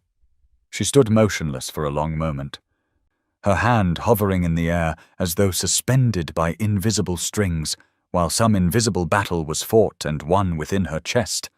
And then, with sudden decision, she turned from the window and descended the stairs to the entrance hall, where roses were already beginning to accumulate. She did something she had not done in 15 days. She allowed them to remain, instructed the butler with a voice that trembled only slightly that these flowers were to be kept and arranged throughout the house, and watched as surprise and poorly concealed delight crossed the faces of servants who had spent 2 weeks loading and unloading identical cargo. Eleanor did not acknowledge the roses publicly, did not send thanks or any message of acceptance, but the simple act of allowing them to stay felt momentous in a way that made her heart pound against her ribs like something trying to escape. She retreated to her father's study and took up pen and paper, staring at the blank page for what felt like hours, though it could only have been minutes, composing and discarding a dozen versions of what she wanted to say before finally settling on brevity. "Your Grace," she wrote in her careful, slanting hand, "I have read your letter. I will keep today's roses. This is not forgiveness, but it is acknowledgement." And she signed it simply E.H., as he had signed his letter with only initials, a small mirror of his vulnerability that cost her more than she wanted to admit. She sealed the note and sent it via footman to the Duke's residence in Grosvenor Square before she could second-guess herself. And as she watched the servant depart, she felt simultaneously like she had taken control of the situation, and like she had surrendered something precious she could never reclaim. The roses were pale pink like dawn, or like the blush on a young girl's cheeks, delicate and lovely, and filling the entrance hall with a fragrance that was somehow less overwhelming than the deeper colors had been, more subtle and therefore more insidious in the way it wound itself through the house. Eleanor walked among the arrangements that servants were placing on every available surface, trailing her fingers over petals that felt like silk beneath her gloves, and something in her chest loosened just slightly, as though a fist that had been clenched tight for 2 weeks had begun to uncurl. Fear and hope warred within her in equal measure. Fear that she was being foolish, and hope that perhaps she was being brave, and she could not yet determine which emotion would ultimately triumph. The Hartley entrance hall was finally allowed to keep its transformation after 15 days of temporary beauty immediately undone, and servants sepulchred as they arranged roses in crystal vases and porcelain bowls, clearly pleased that their mistress had softened, even if she would not admit to softening, and their pleasure added to the sense that something significant had shifted. The scent was overwhelming in the best possible way, beautiful and heady and impossible to ignore.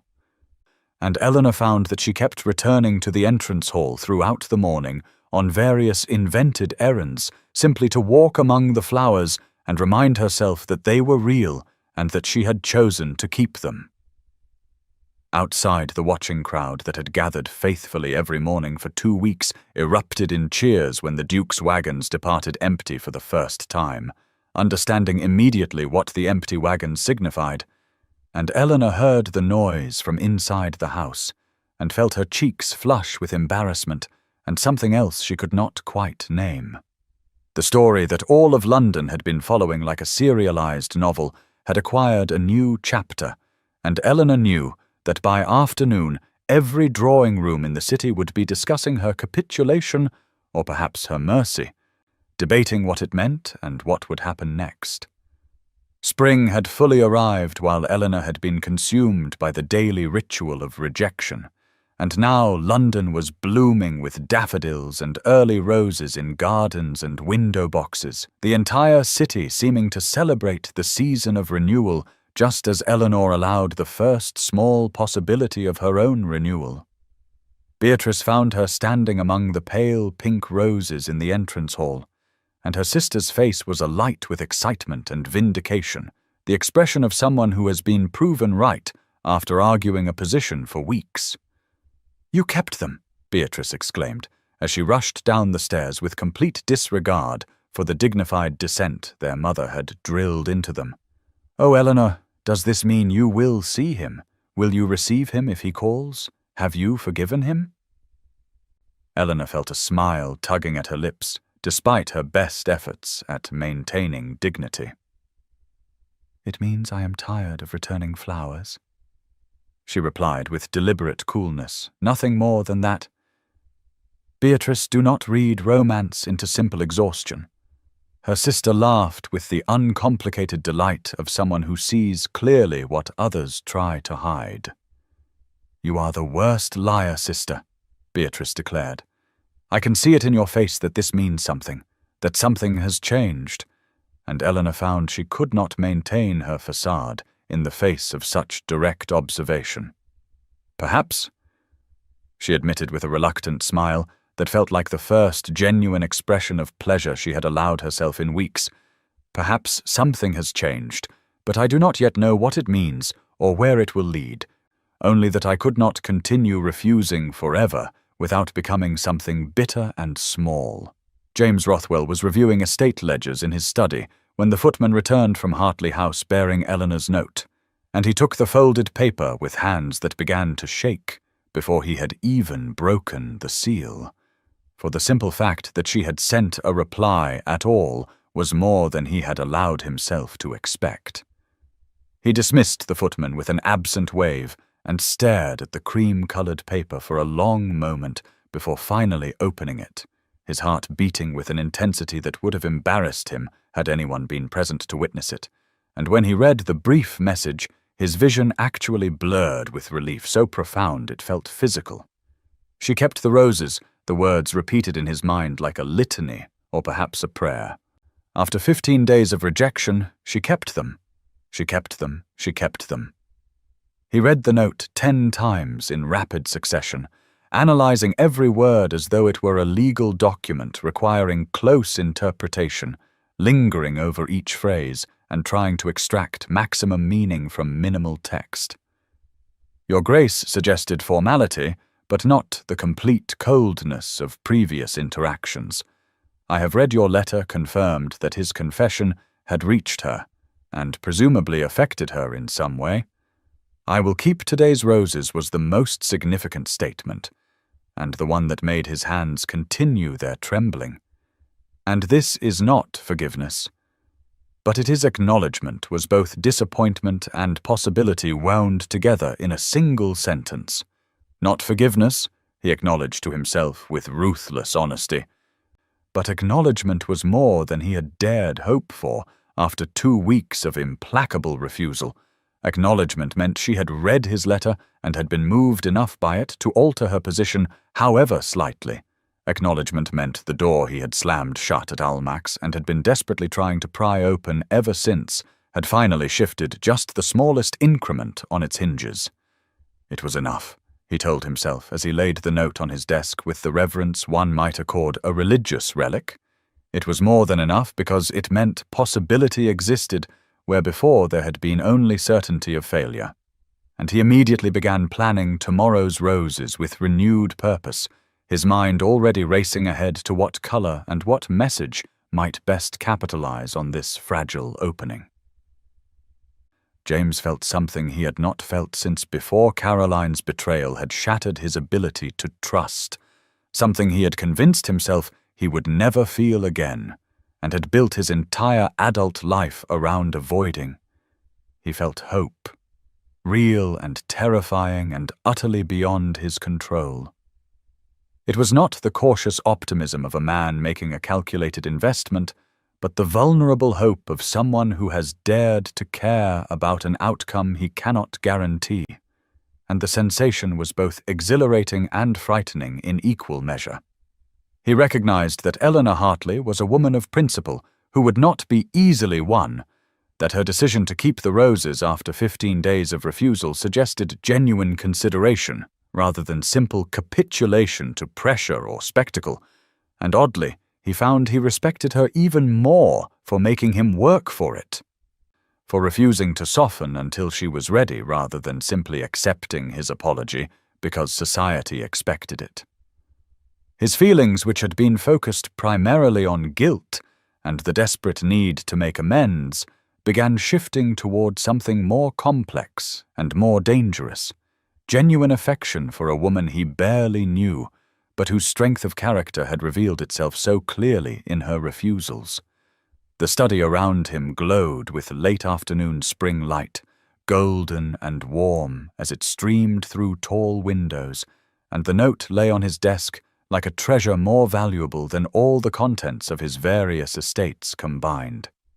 He picked it up repeatedly over the next hour, as if it might vanish if he did not periodically confirm its physical reality, reading those few lines until he had memorized not just the words, but the exact formation of her letters, the places where her pen had pressed harder into the paper, the signature that was just her initials like his had been.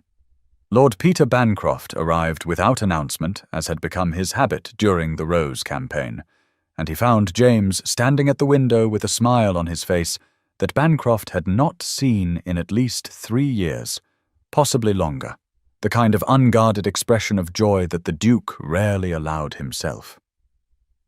"Good news, I take it?" Bancroft said, as he helped himself to brandy from the sideboard, "for you are grinning like a fool, and I have not seen you grin at all in recent memory." "She kept the roses, Peter," James replied, without turning from the window, his voice full of wonder as though he were announcing a miracle. "She kept them. After 15,000 roses delivered and returned, she finally kept them. She sent me a note." Bancroft raised his glass in salute. "After 15,000, I should hope so," he observed with characteristic dry humor. "A man could go bankrupt sending roses at that rate, even with your considerable fortune.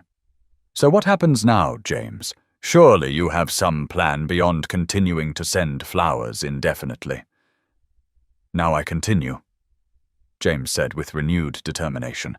"Every day I send roses. Every day I demonstrate that my commitment has not wavered. Every day until she agrees to see me in person." Bancroft studied his friend with an expression that mixed amusement and genuine concern. "And if she does agree," he asked quietly, "if she grants you an audience, what will you say to her? How will you prove yourself worthy of the chance she is giving you?" James turned from the window to face his oldest friend, and his expression shifted from joy to something more serious and more vulnerable. "Then I must find the words to explain what I could not explain at Almack's," he said slowly. "I must show her that the man who sent 15,000 roses is the real James Rothwell, and the man who rejected her publicly was a coward acting from fear. I must prove myself worthy of her consideration, and pray that consideration might eventually transform into something more." With the 20,000 roses came something entirely new, and Eleanor discovered it when she descended to the entrance hall to find servants examining the blooms with puzzled expressions, turning stems this way and that as though searching for something unexpected. Each rose bore a tiny tag attached with delicate ribbon, and on each tag was written a single word in handwriting that Eleanor now recognized as intimately as her own, the Duke's bold script rendered small and careful on hundreds upon hundreds of paper rectangles. Eleanor and Beatrice spent the morning collecting tags with growing excitement, working alongside servants who had become thoroughly invested in the unfolding love story and who offered their own tags with encouraging smiles. And gradually, as they gathered and arranged the words, a message began to emerge from what had initially seemed like chaos. "I see your strength," the message began, and Eleanor felt her breath catch because this was not the flowery language of a conventional courtship, but something more direct and more personal. "I admire your conviction," the next section continued, and Eleanor thought of her 15 days of refusal, of her determination not to be bought or bullied into forgiveness, and she understood that he was praising the very stubbornness that had kept him at bay. "I regret my cowardice," came next, that word again that had struck her so forcefully in his letter, the admission that so few proud men would make, and Eleanor found herself moved by the repetition, by his willingness to claim that particular failing without excuse or mitigation. "I hope for your forgiveness" carried a vulnerability that made her chest tight, for hope was such a fragile thing to confess. Hope could be crushed and disappointed in ways that certainty could not. "I wait for your word" positioned her as the one with agency, the one whose decision mattered, and Eleanor recognized the deliberate reversal of power from Almack's, where he had held all control and she had been rendered helpless. "I will prove my sincerity" was both promise and plea, an acknowledgement that words and even flowers were insufficient without sustained demonstration of changed character. "I am yours to command," concluded the message, and those 4 words echoed in Eleanor's mind with implications she was not yet ready to fully examine, for they suggested not just apology, but something deeper, some shift in how he saw her, or perhaps in how he saw himself in relation to her. The personal effort required for this gesture struck Eleanor with particular force, for the Duke had written 1,000 tags by hand, had spent hours carefully forming words on tiny papers, had devoted time and attention that could not be delegated to servants or purchased with money, and that personal investment moved her in ways that mere extravagance could not. The message was not flowery or excessively romantic in the style that society expected. It did not compare her to roses or declare undying devotion.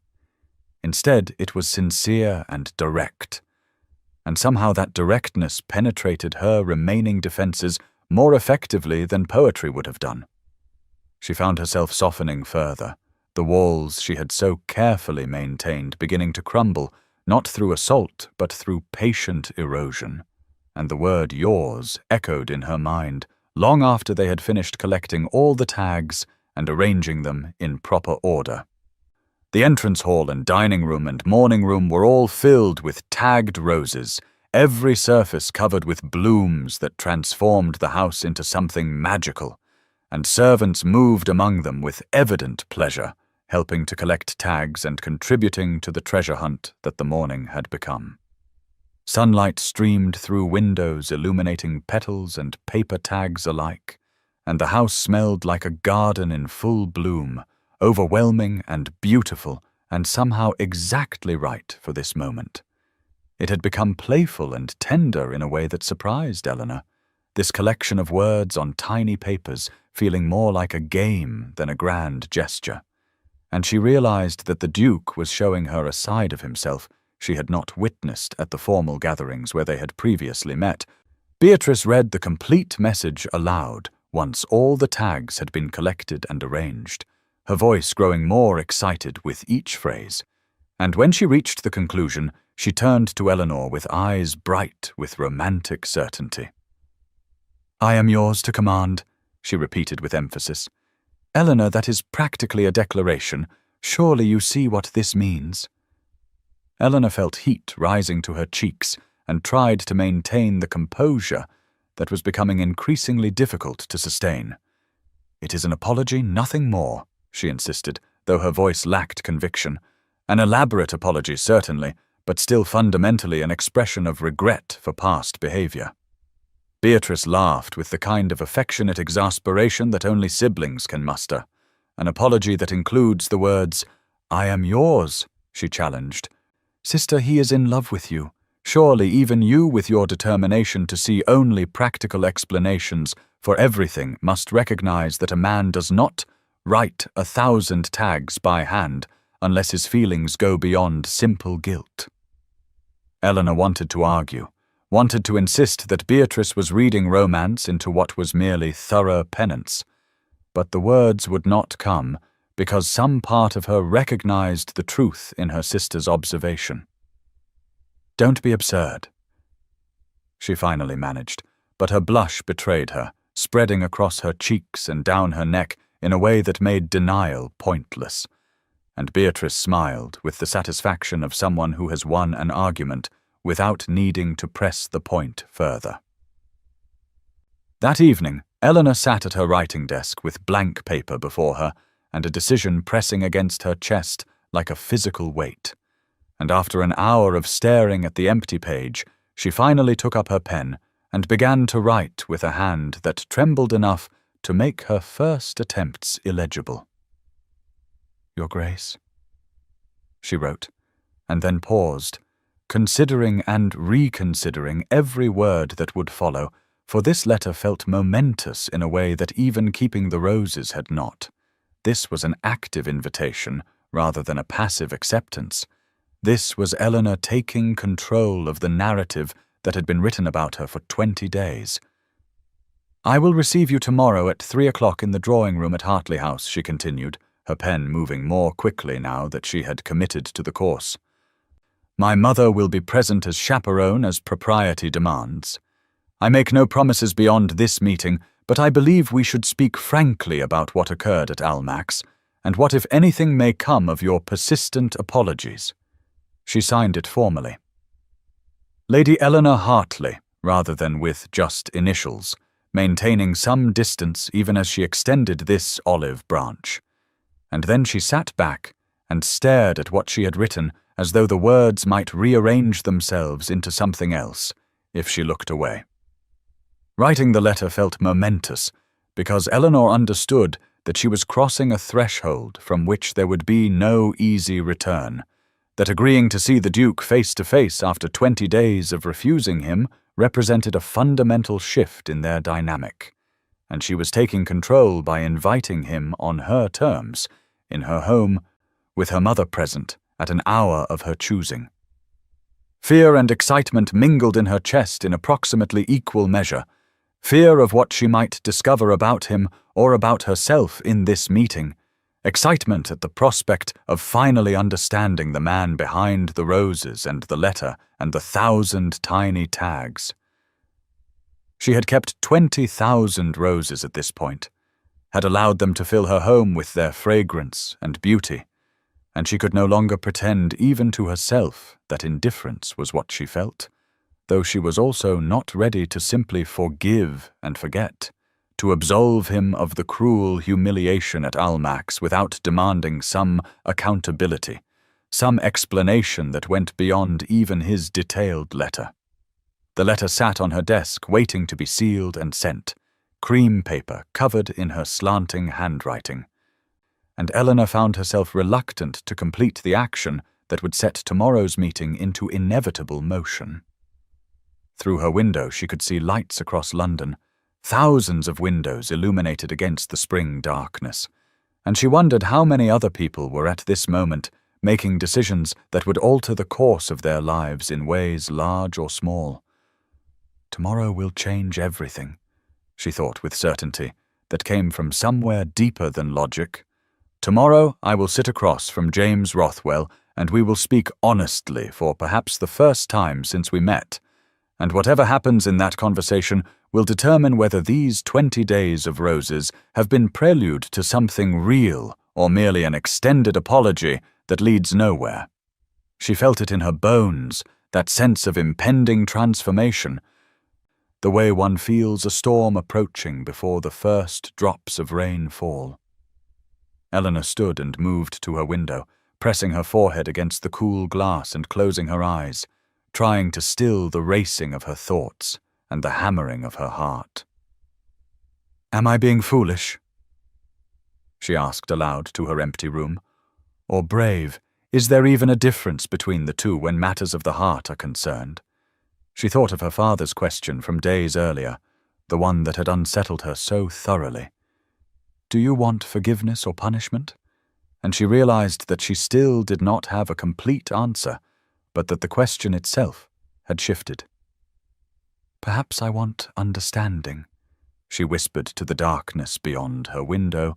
"Perhaps I want to know who James Rothwell truly is beneath the Duke of Ashford.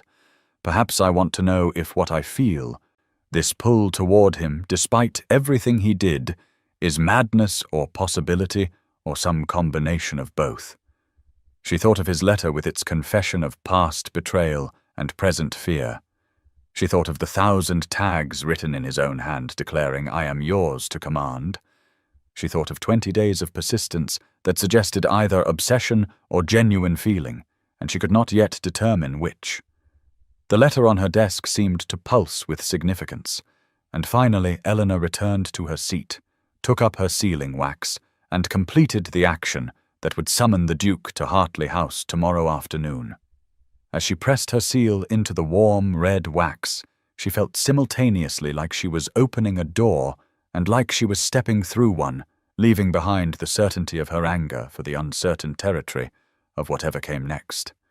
She rang for a footman and gave instructions for the letter to be delivered immediately to the Duke's residence in Grosvenor Square, and as the servant departed with the sealed note, Eleanor felt her hands begin to tremble in earnest, for she had just invited the man who had publicly humiliated her to call upon her privately, and she could not predict whether this decision would prove to be the wisest or the most foolish thing she had ever done. The Duke of Ashford arrived at precisely 3 o'clock, and Eleanor knew this because she had been watching the mantel clock with obsessive attention for the past hour. Her nerves wound so tight that she jumped at every sound in the house, every footstep in the corridor, every distant door closing. When the knocker finally sounded, she took a deep breath and pressed her hands flat against her skirts to still their trembling, and she noticed immediately when he was shown into the drawing-room that he carried no roses, a deliberate choice that she appreciated more than she could have articulated, for it suggested he understood that this meeting required something other than grand gestures. He looked different than she remembered from Almack's, humbler somehow, more uncertain, as though the 21 days between that night and this afternoon had worn away some of the aristocratic polish that had made him seem so untouchable, and gone was the cold formality that had chilled her to the bone when he rejected her before all of society. Eleanor waited in the drawing-room with her mother seated beside her like a guardian, or perhaps a witness, and they sat formally as the Duke was announced and entered, and tension crackled in the air like static before a thunderstorm, so thick that Eleanor thought she might choke on it. He bowed to them both with perfect courtesy. "Your Grace, Lady Eleanor," and his voice was the same deep tone she remembered, but without the coldness, carrying instead a note of nervousness that made him seem more human and therefore somehow more dangerous to her careful defenses. They exchanged awkward pleasantries about the weather and the season and other meaningless topics that filled the air with words, but conveyed nothing of substance, and Eleanor felt her mother's presence like a weight beside her, both comforting and constraining, until finally her mother rose with obvious deliberation and announced that she would sit by the window with her needlework, present as propriety demanded, but far enough away to grant them privacy for serious conversation. The Hartley House drawing-room was elegant but not ostentatious, decorated in shades of cream and gold that caught the afternoon sun slanting through tall windows, and Eleanor had chosen to wear a gown of pale blue that was simple and dignified without being severe, while the Duke wore a dark coat with no excessive finery, and together they looked like two people stripped of artifice, facing each other without the protective colouring of society's usual costumes. The roses he had sent over the past 3 weeks filled the adjoining room, their fragrance drifting into the drawing room as a constant reminder of his 21 days of penance, and Eleanor found their scent both comforting and unsettling, a physical presence that seemed to press upon the conversation they were about to have. Eleanor's heart raced in her chest as she looked at James Rothwell properly for the first time since that terrible night, really looked at him rather than seeing only the Duke who had wronged her, and she observed details she had not noticed before, the slight shadows beneath his eyes that suggested he had slept as poorly as she had, the way his hands gripped the arms of his chair as though he needed something to anchor him, the careful attention he paid to her every expression as though he were trying to read in her face whether he had any hope at all. James was equally nervous. She could see it in the tension of his shoulders and the tightness around his mouth, and she understood that he recognized this meeting as his only real chance, that all the roses in England could not help him if he failed to find the right words now. "Your Grace," Eleanor began, because someone had to break the silence and she had invited him here, so the responsibility was hers. "I agreed to see you because I read your letter. I understand now why you behaved as you did at Almack's, though I cannot say I approve of the method you chose." James leaned forward slightly, his green eyes intense and focused entirely on her face. "Nor should you approve, Lady Eleanor," he replied with immediate honesty. "Understanding my reasons does not make my actions less cruel, does not erase the pain I caused you. I would not insult you by suggesting otherwise." Eleanor felt something in her chest respond to his directness, to his refusal to make excuses, even when she had offered him the opening to do so. "No, it does not," she agreed, her voice steady despite the turmoil inside her. "You humiliated me before all of society because you were afraid. Your fear of vulnerability led you to wound someone innocent, and I needed you to understand that pain, to feel some measure of what I felt, standing there as you rejected me without cause." "I do understand," James said, and his voice was rough with emotion. "I swear to you I do. I have relived that moment every day since it happened. I have seen your face in my mind, the exact instant when hope transformed to confusion, to devastation. And the memory haunts me as it should." They sat in silence for a moment, the honesty between them creating a strange intimacy despite the physical distance maintained by their separate chairs. Eleanor gathered her courage for the question that had plagued her since the roses began. "The roses," she said. "Why so many? Why such excess when a simple apology delivered in person might have sufficed?" James took a breath as though preparing to dive into deep water. "Because excess was required to match the enormity of my wrong," he explained. "Because a simple apology could not convey the depth of my regret. Because I needed you and all of London to know that I would not give up, that I would persist until you believed my remorse was genuine." He hesitated, and Eleanor prompted him gently. "Because," she repeated, "there is more you are not saying." James met her eyes fully, and Eleanor saw in them something that made her breath catch. "Because somewhere in these weeks of sending roses and waiting for your word, I realized I was not just seeking forgiveness, Lady Eleanor. I was seeking you." Eleanor listened to the Duke's confession, that he had been seeking her rather than merely seeking forgiveness, and she felt the words settle into her chest with a weight that was both terrifying and thrilling. But she did not allow herself to be swept away by the romance of the declaration, for she had learned at Almack's what happened when one allowed hope to override caution. Instead, She drew upon the strength that 21 days of refusing roses had built within her, that core of steel that had emerged from humiliation and had been tempered by her determination not to be easily won. And she spoke with quiet firmness that surprised even herself. "If I am to consider truly forgiving you, Your Grace," she began, and paused deliberately to let the emphasis sink in. "And I stress the word consider, for I make no promises beyond consideration. Then I require more than roses and pretty words, however numerous or beautifully phrased they may be." James sat forward in his chair, his entire being focused on her words, as though his life depended on understanding exactly what she meant, and Eleanor found his attention both flattering and empowering, for this was so different from Almack's, where he had held all the power and she had been rendered helpless. "I require time to know you as you actually are," she continued, her voice growing stronger as she articulated needs she had not fully realized she had until this moment.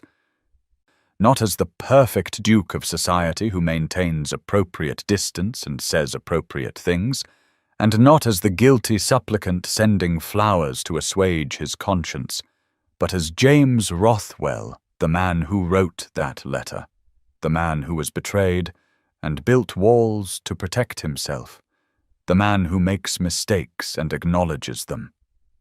She leaned forward slightly, maintaining eye contact in a way that would have been considered too direct for a proper young lady, but which felt necessary for this conversation. "I want honesty, even when it is uncomfortable. I want to see your character revealed through sustained action rather than grand gestures. I want to understand who you are when society is not watching and roses cannot speak for you." Eleanor felt powerful in this moment of defining her own terms rather than accepting those imposed upon her, and she recognized that this power was something the Duke had inadvertently given her through his terrible mistake at Almack's, for his wrongdoing had placed him in a position where he could only receive what she chose to grant. The Duke listened with full attention that never wavered, nodding slowly as she spoke, and Eleanor could see him processing each requirement, weighing it, accepting it without argument or attempt at negotiation, and his willingness to hear her terms without defensiveness told her more about his sincerity than any number of roses could have conveyed. He realized, she could see it dawning in his expression, that she was giving him a genuine chance, not the easy capitulation that society expected, but a real opportunity to prove himself over time. And it was a chance he did not deserve, but one he clearly intended to fight to honor. Relief and determination settled over his features in equal measure, the relief of someone who had feared complete rejection, and the determination of someone who understands the magnitude of the task before him. The drawing room around them had transformed as afternoon light deepened toward evening, the sun lower now and casting longer shadows across the polished floors, and Eleanor's mother remained dutifully at her post by the window, though both Eleanor and James had effectively forgotten her presence. The two of them were locked in intense conversation that felt simultaneously like negotiation and like something far more intimate, a meeting of minds and wills that created its own atmosphere independent of their physical surroundings. The world had shrunk to just this room, this moment, this careful construction of terms under which they might move forward, and Eleanor felt as though they were building something together even as they discussed the destruction James had caused. "What would you have me do?" "Lady Eleanor," James asked, his voice carrying genuine curiosity rather than defensiveness. "Tell me precisely what you require, and I will endeavor to provide it." Eleanor took a breath, steadying herself before articulating the path forward. "Call upon me properly," she said, "not with wagons of roses, but as a gentleman calls upon a lady he wishes to know better. Allow me to know your mind, your interests, your true character through conversation and shared activities. Court me as you should have from the beginning, with respect rather than spectacle, with consistency rather than grand gestures. She paused, and then added with careful emphasis, "I want to see who you are across weeks and months, not who you can pretend to be for an afternoon." James nodded slowly, his expression serious as he absorbed the implications of what she was asking. "And if I do this," he asked quietly, "if I prove myself worthy of your time and attention through sustained, honest courtship, might you one day feel for me what I am beginning to feel for you?" The question hung between them, vulnerable and hopeful and dangerous in its directness, and Eleanor felt her heart respond to it, even as her mind counseled caution. She chose her words carefully, wanting to be honest without making promises she could not be certain of keeping. "I cannot promise my heart, Your Grace," she said gently but firmly, "for hearts are not commodities to be exchanged based on meeting certain conditions. But I can promise my honest consideration. I can promise to approach this potential courtship with an open mind and without allowing what happened at Almack's to forever define my opinion of you." She met his eyes directly. "Is that enough?" she asked. "Is honest consideration without guaranteed outcome sufficient for you to proceed?" James's answer came without hesitation, his voice carrying conviction that needed no elaboration. "It is more than I deserve, Lady Eleanor," he said simply. "Yes, it is enough. It is more than enough because it means you are giving me a chance I have no right to expect, and I will not waste that chance, I swear to you." Over the following 2 weeks, the Duke of Ashford called upon Eleanor 3 times per week at proper hours, arriving punctually at 11 in the morning or 3 in the afternoon, as convention dictated, and the roses that had dominated their interaction for 21 days ceased entirely, replaced by something infinitely more valuable, which was his actual presence and attention.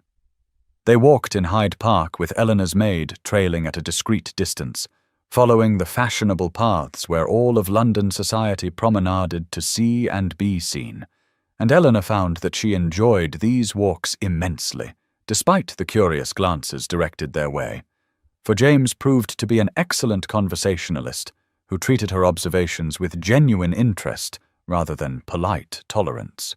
They attended gallery exhibitions at the Royal Academy where they stood before paintings and debated the merits of various artistic movements, James revealing a knowledge of art history that surprised Eleanor and a willingness to defer to her interpretations that pleased her even more, and she discovered that disagreeing with him was not only permitted but actively encouraged, that he seemed to relish their intellectual sparring in a way that suggested he had been starved for substantive conversation.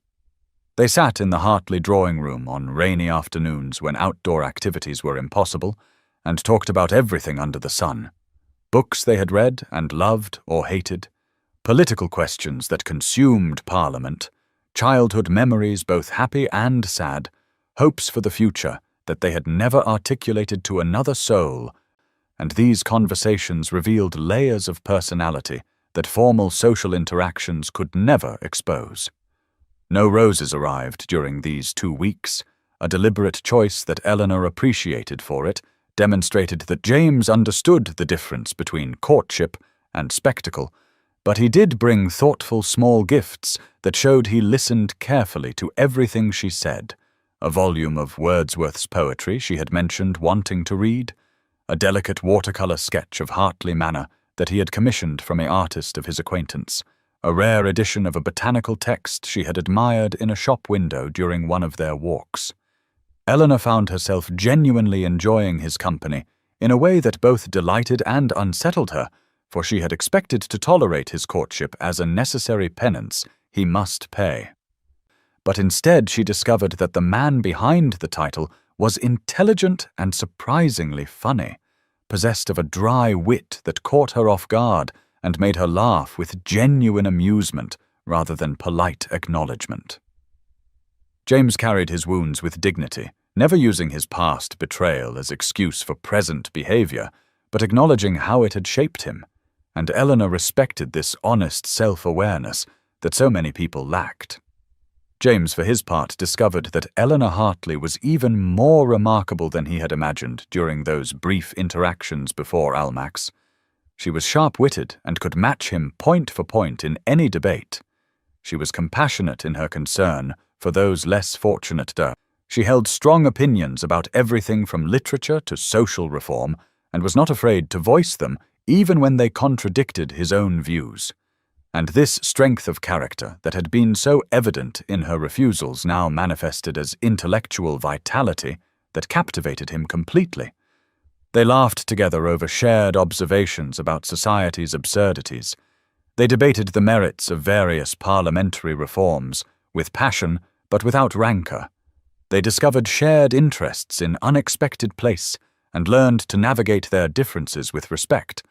And gradually, almost imperceptibly, they began to trust each other with the kind of small vulnerabilities that precede deeper intimacy. The locations of their courtship were ordinary. The well-worn paths of Hyde Park, now in full spring bloom, with chestnuts leafing out and early roses beginning to flower. The quiet galleries of the British Museum, where ancient marbles observed their modern romance with stone indifference. The crowded aisles of Hatchard's bookshop, where they browsed together and recommended volumes to each other. The refined atmosphere of Gunther's tea shop, where they sat at a small table and shared ices while conversation flowed as easily as if they had known each other for years. These normal courting places took on a magical quality through the alchemy of genuine connection, and Eleanor found that she looked forward to each appointment with anticipation that felt dangerously close to joy. London itself seemed to watch their progress with approval, the scandal that had begun at Almack's transforming into romance as society observed the Duke's sustained and proper courtship of Lady Eleanor, and the whispers that had been cruel now turned admiring, noting how devoted he appeared, how she had handled the entire situation with remarkable dignity, how they seemed genuinely well-suited despite the inauspicious beginning. During a walk in Hyde Park on a particularly beautiful May afternoon, when the sun was warm and the breeze gentle, Eleanor gathered her courage to ask a question that had been forming in her mind. "What do you fear most?" she asked as they paused beside the Serpentine to watch swans gliding across the water. "Not what did you fear in the past, but what frightens you now?" James considered the question with the seriousness he brought to all her inquiries, his expression thoughtful as he gazed across the water. "Becoming the man I was at Almack's," he said finally, "so controlled that I become cruel, so focused on protecting myself that I wound others. I fear that my capacity for coldness might reassert itself in moments of stress or uncertainty." He turned to look at her directly. "And you, Eleanor? What do you fear most?" Eleanor had known he would return the question, and had prepared her answer, though speaking it aloud still required courage. "That I will give my heart and be made a fool again," she admitted quietly. "That I will trust and be betrayed. That hope will once again prove to be dangerous rather than joyful." James stopped walking, turning to face her fully with an intensity that made her breath catch. "I cannot promise never to make mistakes, Eleanor," he said, his voice low and earnest. "I am human and flawed, and I will undoubtedly disappoint you in small ways as all people disappoint those they care for. But I can promise never to deliberately wound you again, never to use cruelty as a shield for my own fear. Your heart would be safe with me. I swear it." Eleanor felt something shift in her chest, some final barrier beginning to crumble, and she met his eyes with honesty that matched his own. "I am beginning to believe that," she whispered, and the admission felt like both victory and surrender. 3 weeks after their first meeting in the Hartley drawing room, James called upon Eleanor on an afternoon that felt no different from the dozen other afternoons they had spent together, except that when he arrived, Eleanor felt her heart skip in a way that suggested something significant was approaching, even if she could not name what it might be. They sat in the drawing room with Eleanor's mother present as always, discussing a book they had both recently read, their conversation flowing with the ease that had developed over weeks of steady acquaintance, when Eleanor's mother suddenly rose and announced that she needed to consult with the housekeeper about arrangements for an upcoming dinner party. She departed with a knowing glance at Eleanor that suggested her exit was not entirely motivated by domestic concerns, and the drawing-room door remained properly ajar as propriety demanded. But for the first time since their courtship began, Eleanor and James found themselves essentially alone. The hallway beyond empty and the distant sounds of household activity providing no real supervision. The silence that fell after Lady Hartley's departure was different from their usual comfortable pauses, charged with possibility and anticipation, and Eleanor felt her pulse quicken as James stood and crossed the small distance between his chair and hers, kneeling beside her seat so that their eyes were level. He took her hand in his, the touch sending warmth through her arm despite the barrier of their gloves, and his expression was more vulnerable than she had ever seen it, as though he were about to risk everything on a single throw of dice. "Eleanor," he said softly, his voice carrying intensity that made the simple name sound like poetry, "I can no longer pretend that my feelings are anything but love. I have tried to approach our courtship with appropriate restraint, to give you time and space to come to your own conclusions. But I find I cannot wait another moment without telling you that I am utterly and completely in love with you." Eleanor felt her heart soar at the declaration. The words she had not allowed herself to hope for, now spoken aloud in the golden afternoon light, and she found her own voice trembling as she replied, "I feel the same, James," she admitted, the use of his Christian name feeling intimate and right. "I have tried to be cautious, to protect myself from the possibility of being hurt again. But somewhere in these weeks of conversation and laughter and shared silences, I fell in love with you despite my best efforts at self-preservation." James's face transformed with joy so pure it made him look years younger, and he raised her gloved hand to his lips in a gesture that was both formal and deeply tender. "May I kiss you?" he whispered, asking permission rather than simply taking what he wanted. And that request for consent after everything that had passed between them moved Eleanor almost as much as his declaration of love. "Yes," she breathed, the single word carrying months of longing and fear and hope. And then his lips were on hers, and the world fell away until nothing existed except this moment, this connection, this rightness. Their first kiss was tender and tentative at first, as though both were afraid of breaking the spell. But as Eleanor responded, the kiss deepened, becoming more certain, more passionate, an expression of feelings too profound for words alone to carry. James pulled her close with reverence, as though she were something precious and fragile that must be handled with utmost care, and Eleanor felt his arms around her and knew with absolute certainty that she was safe here, that her heart was safe with this man who had once wounded her so terribly, but who had proven through patience and persistence that he was worthy of her trust. When they finally parted, both were breathless, James's forehead resting against hers as they remained close enough that Eleanor could feel his breath on her face, and the fear that had haunted them both, his fear of vulnerability and her fear of betrayal, dissolved in this moment of complete connection and mutual surrender. The drawing room around them glowed with late afternoon light, golden and warm as it slanted through tall windows, and the door remained open, but the hallway beyond was still empty, as though the entire household had conspired to give them this moment of privacy. Time seemed to have stopped, the distant sounds of London traffic and household activity fading to nothing, and everything narrowed to the two of them, the taste of tea still on his lips from the cup he had drunk before her mother departed, the scent of Eleanor's lavender perfume that she always wore, the absolute rightness of being held by him and holding him in return.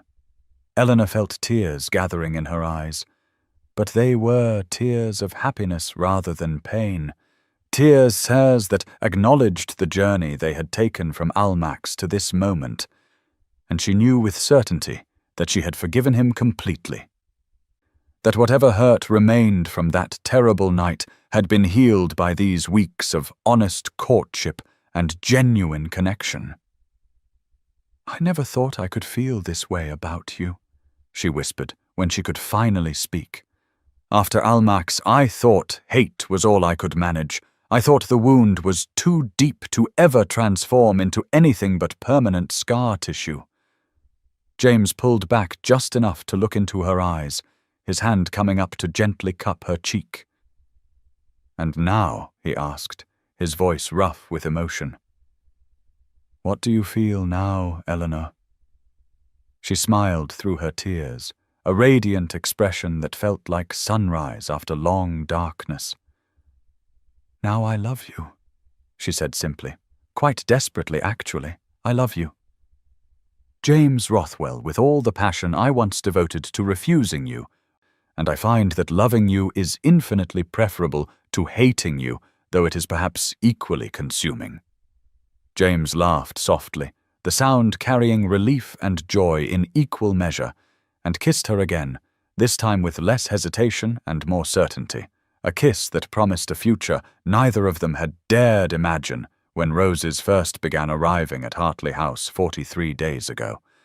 They heard footsteps in the hall, signaling the return of Eleanor's mother, or perhaps a servant, and they separated reluctantly, returning to their proper positions with flushed cheeks and bright eyes that would surely give them away.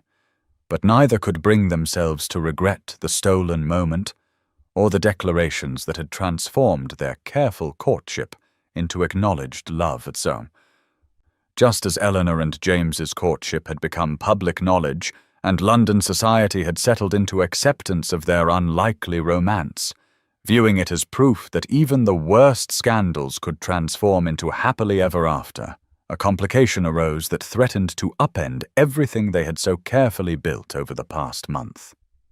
Lady Caroline Ashworth returned to London from the continent, where she had been living since her engagement to James had ended in spectacular failure 3 years prior, and her arrival created ripples through society that quickly became waves threatening to swamp Eleanor's hard-won happiness. Caroline began making appearances at social events with the kind of calculated casualness that suggested deliberate strategy rather than coincidence. And Eleanor saw her for the first time at Lady Pemberton's evening musical, a vision of classical beauty with golden hair and porcelain skin moving through the crowded drawing room with the effortless charm that came from absolute confidence in one's own appeal. The gossip columns seized upon Caroline's return, with the gleeful enthusiasm they always brought to potential scandal, speculating wildly about her motivations and whether the former lovers might reconcile now that Caroline had supposedly matured during her time abroad, and the Duke had proved himself capable of romantic gesture through his pursuit of Lady Eleanor. Eleanor tried desperately not to feel threatened by Caroline's presence, reminding herself that James had chosen her, that he had sent 43,000 roses and courted her properly for weeks, that he had declared his love and kissed her with passion that could not be feigned, but insecurity crept in like fog through cracks in her confidence. Caroline was everything Eleanor was not, classically beautiful where Eleanor was merely pleasant-looking, effortlessly charming where Eleanor had to work at social grace, connected to James's past in ways that Eleanor could never be, and the comparison felt invidious and impossible to win. She watched from across Lady Pemberton's drawing room as Caroline laughed at something a gentleman said, her hand touching his arm with practiced flirtation. And Eleanor wondered whether James had once been the recipient of such touches, whether he compared Eleanor's more reserved manner to Caroline's vivacious appeal, and found Eleanor wanting. James was frustrated and angry when he learned of Caroline's return, his jaw tightening and his eyes going cold in a way Eleanor had not seen since their early conversations. and he reassured Eleanor repeatedly that Caroline meant nothing to him, that whatever he had felt 3 years ago had died completely when he discovered her betrayal, that Eleanor had no reason for jealousy or concern. But his very vehemence suggested that Caroline's presence affected him more than he wanted to admit, and Eleanor's old fears resurfaced with renewed strength, the fear of being made a fool, of giving her heart only to discover it had been a mistake, of hope proving once again to be dangerous rather than joyful.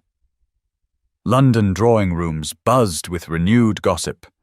The conversations Eleanor overheard at every social gathering filled with speculation about the triangle that society perceived between the Duke, his former fiancé, and his current attachment, and some voices suggested with poorly concealed delight that perhaps James's pursuit of Eleanor had been merely a distraction from his true feelings for Caroline.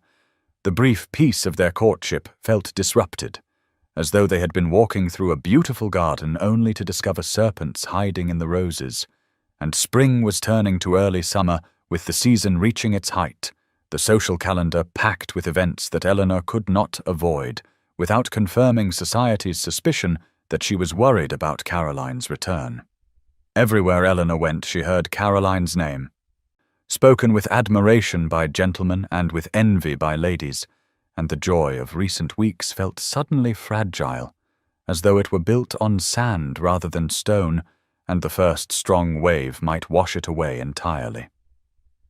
Beatrice found Eleanor in the library one afternoon when she had pleaded a headache to avoid yet another social engagement where she would be forced to smile while society dissected her romantic prospects, and her sister's face carried the expression of someone bearing unwelcome news.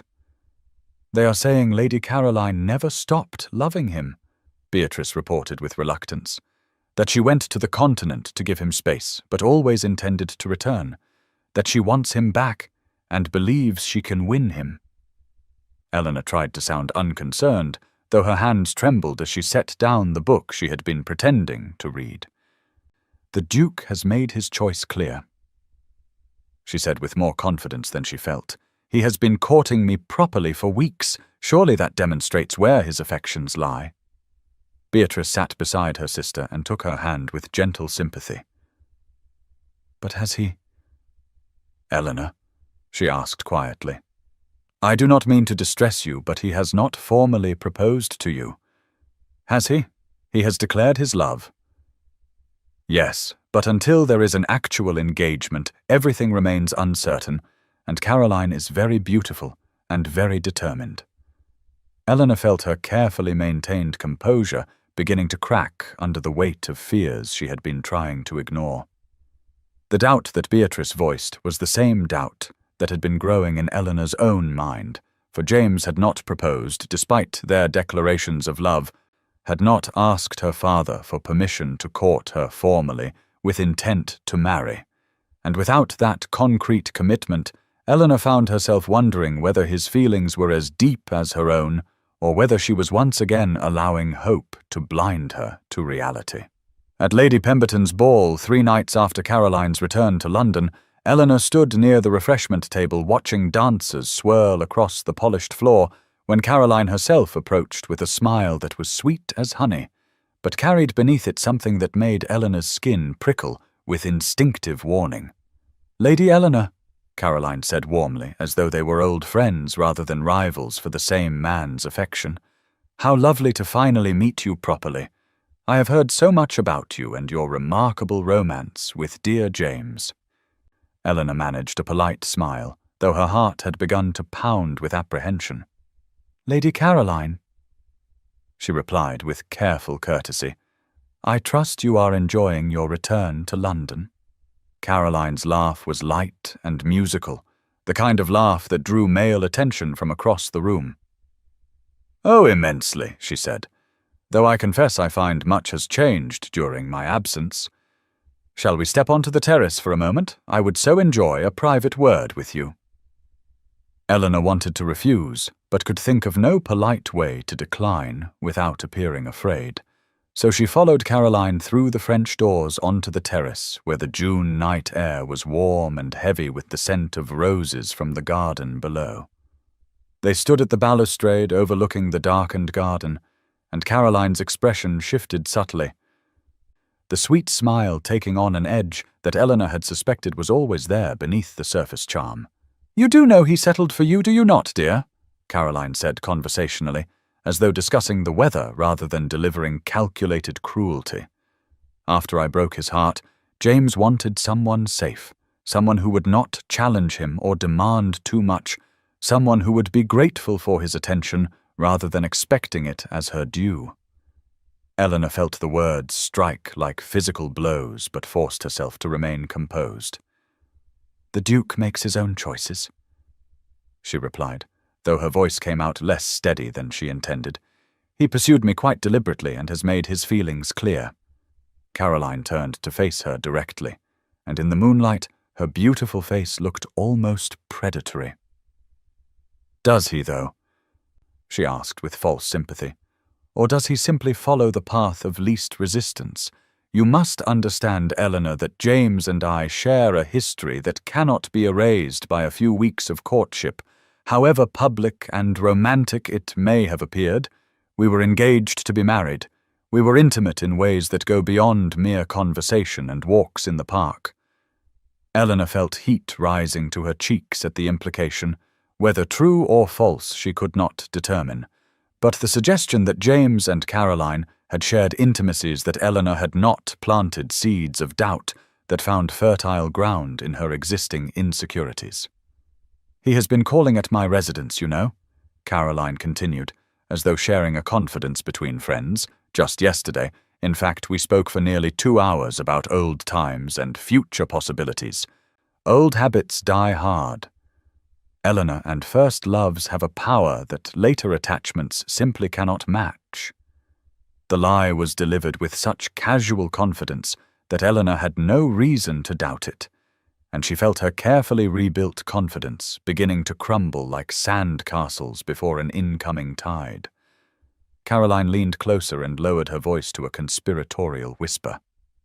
"I do not wish to be cruel, dear, but someone should tell you the truth. James only pursued you out of guilt after that terrible business at Almack's. His feelings are not genuine affection, but rather pity mixed with obligation. He felt he had wronged you, and so he performed this elaborate courtship to assuage his conscience. But do you truly believe a man like the Duke of Ashford could love someone so ordinary when he has known someone like me?" Eleanor felt something breaking inside her chest, all her old fears surging back with renewed force, the fear that she was second choice, that the roses had been manipulation rather than genuine feeling, that James's love was pity rather than passion, and Caroline's words preyed on her deepest insecurities with surgical precision. She wanted to argue, to defend James and herself, but the doubts Caroline had planted grew with terrifying speed, choking out the certainty that had been growing over weeks of courtship. When James finally arrived at the ball an hour later, having been delayed by business matters that could not wait, he searched the ballroom for Eleanor and found her standing rigidly near the windows, her expression closed in a way he had not seen since their earliest interactions. He approached with a smile that faded when he saw her face, and when he took her hand she allowed it but without warmth, as though she were merely tolerating his touch rather than welcoming it. "What is wrong?" he asked with concern. That sounded genuine to Eleanor's ears, but which she now questioned. "You seem distant, Eleanor. Has something happened? Perhaps I am simply seeing clearly for the first time," she replied, her voice cool in a way designed to wound, seeing situations as they actually are rather than as I wished them to be. The elegant ballroom that had seemed magical when Eleanor entered now felt hostile. The music that played sounded discordant rather than beautiful. The beautiful people moving around them seemed like predators circling wounded prey, and the golden glow of hundreds of candles felt like spotlight illuminating her inadequacy for all to see. James stood across from her, confused and hurt by the sudden change, searching her face for explanation of what had shifted so dramatically in the hours since he had last seen her. And Eleanor watched him, and wondered whether Caroline had been telling the truth, whether she had been a fool all along to believe that someone like the Duke of Ashford could truly love someone like her, whether hope had once again proved to be her greatest enemy. The misunderstanding between Eleanor and James escalated with terrible speed, fed by Caroline's poison and Eleanor's resurrected fears. And within days, what had been a courtship full of promise had deteriorated into cold formality and painful silence. Eleanor told James during his next call at Hartley House that she needed time to think, to be certain of her feelings and his, to understand whether what they had built was real or merely an elaborate construction of guilt and obligation on his part and desperate hope on hers. James listened to her request with an expression that shifted from confusion to hurt, to something harder and more closed. And when he replied, his voice carried the cold formality she had not heard since their very first conversations after Almack's. "If you require time, then of course I shall grant it, Lady Eleanor," he said, using her title rather than her name, in a way that felt like distance being deliberately inserted between them. "I would not wish to press my suit where it is not wanted, or where my sincerity is perpetually in question." They parted badly with words that both would later regret, but which neither could take back once spoken. Eleanor suggesting that perhaps they had moved too quickly from animosity to affection.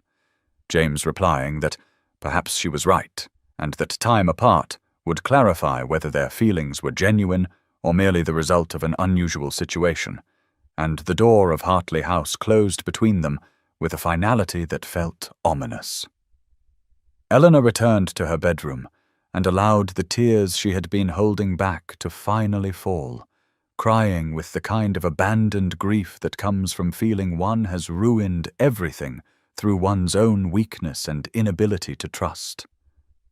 She knew even as she wept that she was overreacting, that Caroline's words should not have had such power over her, that James had given her no actual reason to doubt his feelings, but the old wound from Almack's had reopened, and all the pain she thought she had processed came flooding back with renewed intensity.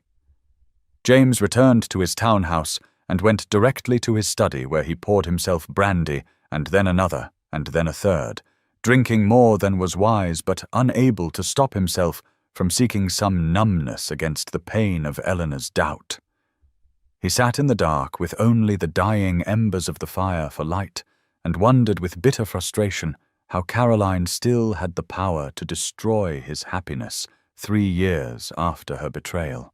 How her mere presence in London had been enough to undo weeks of careful courtship and genuine connection.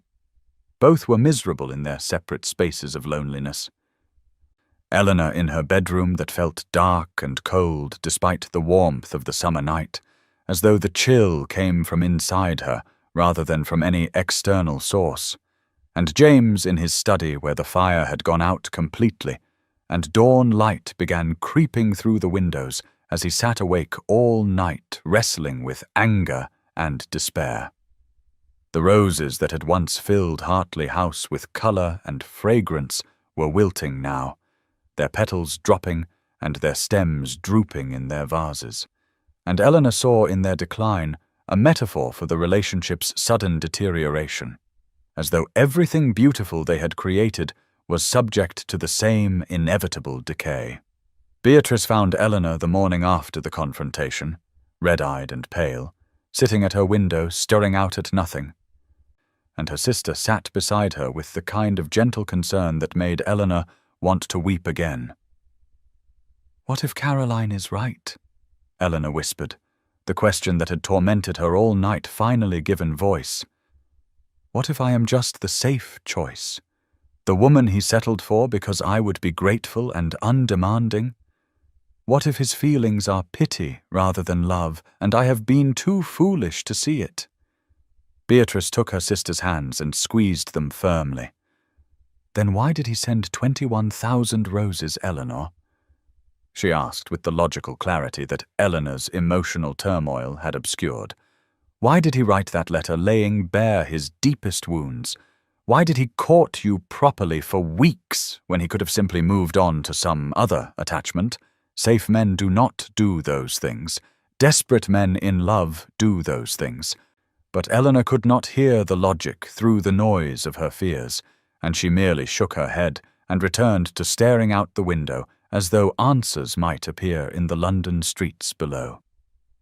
Meanwhile, across the city in his study, James received Lord Bancroft, who had arrived at an unseemly early hour, having heard through the servant network that something had gone terribly wrong, and he found his friend unshaven and dishevelled in a way that suggested he had not slept or changed clothes since the previous evening. "I have done everything I can, Peter," James said without preamble, his voice rough from drink and exhaustion. "I have proven myself repeatedly. I have courted her properly. I have declared my love. What more does she need from me? How can I fight ghosts and insecurities that exist only in her mind?" As Bancroft studied his friend with sympathy, but also with the brutal honesty that long friendship permitted. "Perhaps just your complete honesty about Caroline," he suggested quietly. "Have you told Eleanor exactly what happened 3 years ago?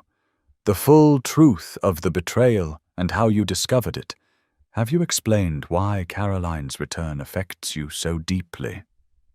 James looked up sharply, his expression shifting from despair to something more complicated. "I told her I was engaged and that it ended badly," he said slowly. "I wrote in my letter about discovering Caroline's betrayal, but I did not provide details, I thought."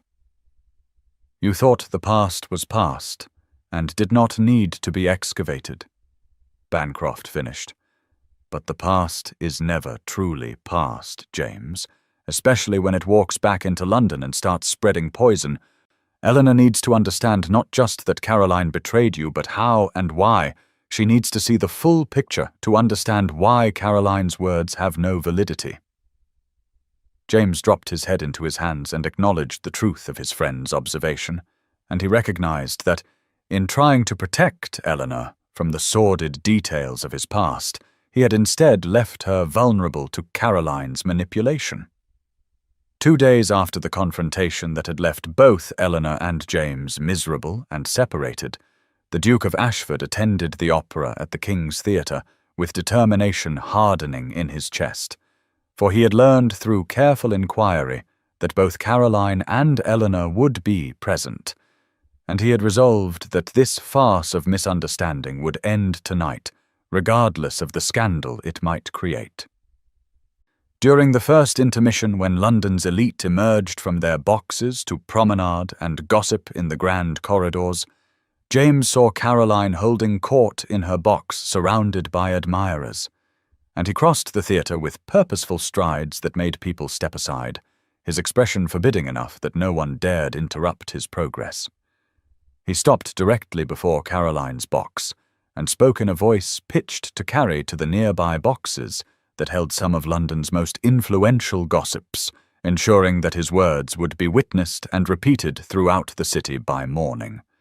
"Lady Caroline," he began without preamble or polite greeting, "I understand you have been spreading falsehoods about visiting between us, about private calls and renewed affection, and I believe it is time to clarify matters before witnesses so there can be no further confusion or deliberate misrepresentation." The opera house around them began to hush as people recognized that something extraordinary was happening, conversations dying mid-sentence as attention focused on the Duke and his former fiancée, and Caroline's smile froze on her face as she realized what was about to occur. "Let me state clearly before all these witnesses," James continued with cold precision, "I have not called upon you since your return to London. I have no intention of calling upon you now or at any future date, and your presence in this city changes absolutely nothing regarding my feelings for Lady Eleanor Hartley, whom I intend to marry if she will have me." The horseshoe of boxes rising up around the opera house was filled with London's elite, and every single person seemed to be holding their breath. The gas lights burned bright, illuminating the red velvet and gilt that made the space feel like a stage designed for precisely this kind of real-life drama, and all eyes fixed on James and Caroline before swiveling to locate Eleanor's box across the theatre. James felt liberated by the public declaration, freed from the careful social maneuvering that had constrained him for years, for he was done hiding his feelings behind propriety, and done allowing his past to control his future, and he recognized that sometimes the only way to combat lies was with truth spoken so loudly and publicly that it could not be twisted or reinterpreted. Caroline's face flushed with humiliation and fury, her beautiful features contorting in a way that revealed the ugliness beneath. "How dare you embarrass me publicly?" she hissed, though her words carried less force than she intended, because everyone could see that she was the one who had been caught in falsehood. "You are making a spectacle of yourself over that plain nobody, when you could have me, when we could recapture what we once had." James leaned forward slightly, and his voice, when he replied, was hard as granite. "I dare because you lied about me to hurt an innocent woman, Lady Caroline. I dare because you have already caused enough damage in my life, and I will not permit you to cause more. You forfeited any consideration from me when you betrayed me with my own brother 3 years ago, and I have finally stopped letting that betrayal control my life or my choices." The revelation of Caroline's betrayal with James's brother sent a new wave of gasps through the assembled crowd, for many had known the engagement ended, but few knew the specific circumstances, and Caroline looked as though she might faint or rage, her hands gripping the edge of her box as though she needed physical support. James turned away from her dismissively, his attention moving across the theatre to where Eleanor sat in her family's box, and he could see, even at this distance, that her face was pale and her eyes wide as she absorbed everything that had just occurred. "Lady Eleanor!" he called across the space separating them, his voice still carrying to every corner of the opera house. "Would you do me the honor of joining me?" The request was unprecedented. Calling a lady from her box to join a gentleman in the public space of the theatre. But James was beyond caring about convention, and his eyes held Eleanor's across the distance, asking a question that went far deeper than the simple words suggested. The entire opera house waited in breathless anticipation to see what Eleanor would do, whether she would acknowledge him, or whether she would turn away and confirm that their relationship had ended.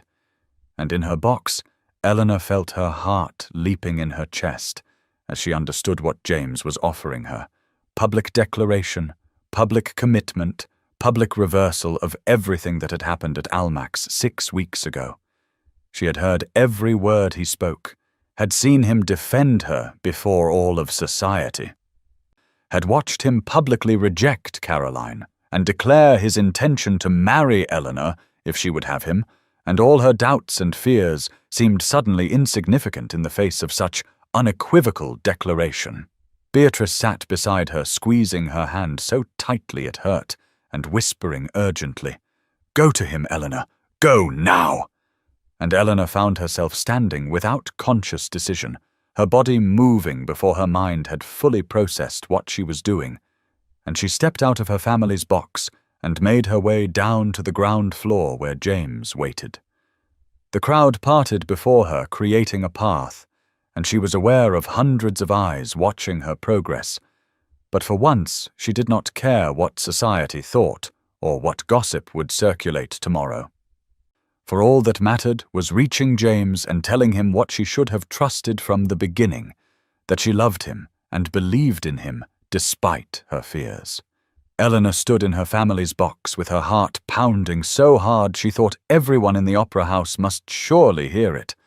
And then, with all of London society watching, she gathered her skirts and made her way down to the ground floor where James waited, each step feeling both terrifying and inevitable, like walking toward her destiny rather than simply crossing a theatre.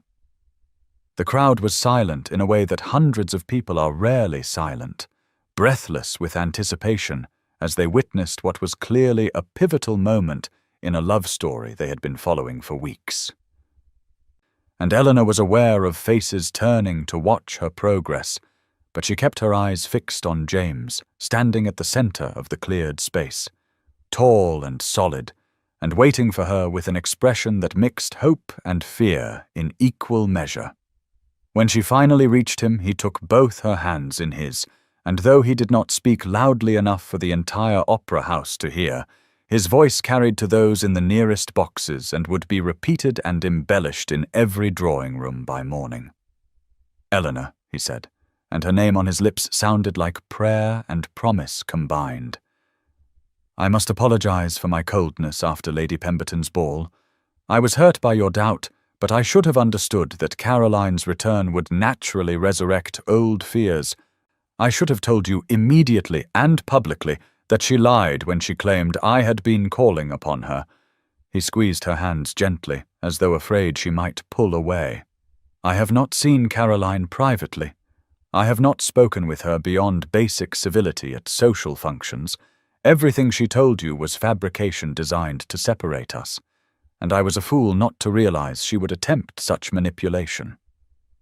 Eleanor felt tears gathering in her eyes, but they were good tears now, joyful tears that washed away the pain and doubt of the past days, and she watched as James took a deep breath, as though preparing for the most important words of his life. "I love you, Eleanor," he declared, his voice growing stronger and more certain with each word. "I love you beyond measure, beyond reason, beyond anything I thought myself capable of feeling. You are brave enough to refuse a duke when he wronged you, brilliant enough to match me in any conversation, strong enough to give me a second chance when I deserved none, and you have made me better than I was, better than I thought I could be." Then before Eleanor could respond, before she could tell him that she loved him too, and that her fears had been foolish, and that she was sorry for doubting, James released her hands and lowered himself to one knee there on the floor of the King's Theatre, with hundreds of London's elite watching from the boxes above. He reached into his coat and withdrew a small velvet box, opening it to reveal an emerald ring that caught the gaslight and threw green fire, and Eleanor recognized it immediately as an heirloom, something precious and meaningful rather than merely expensive. "This was my mother's ring," James said, his voice carrying emotion that he made no attempt to hide.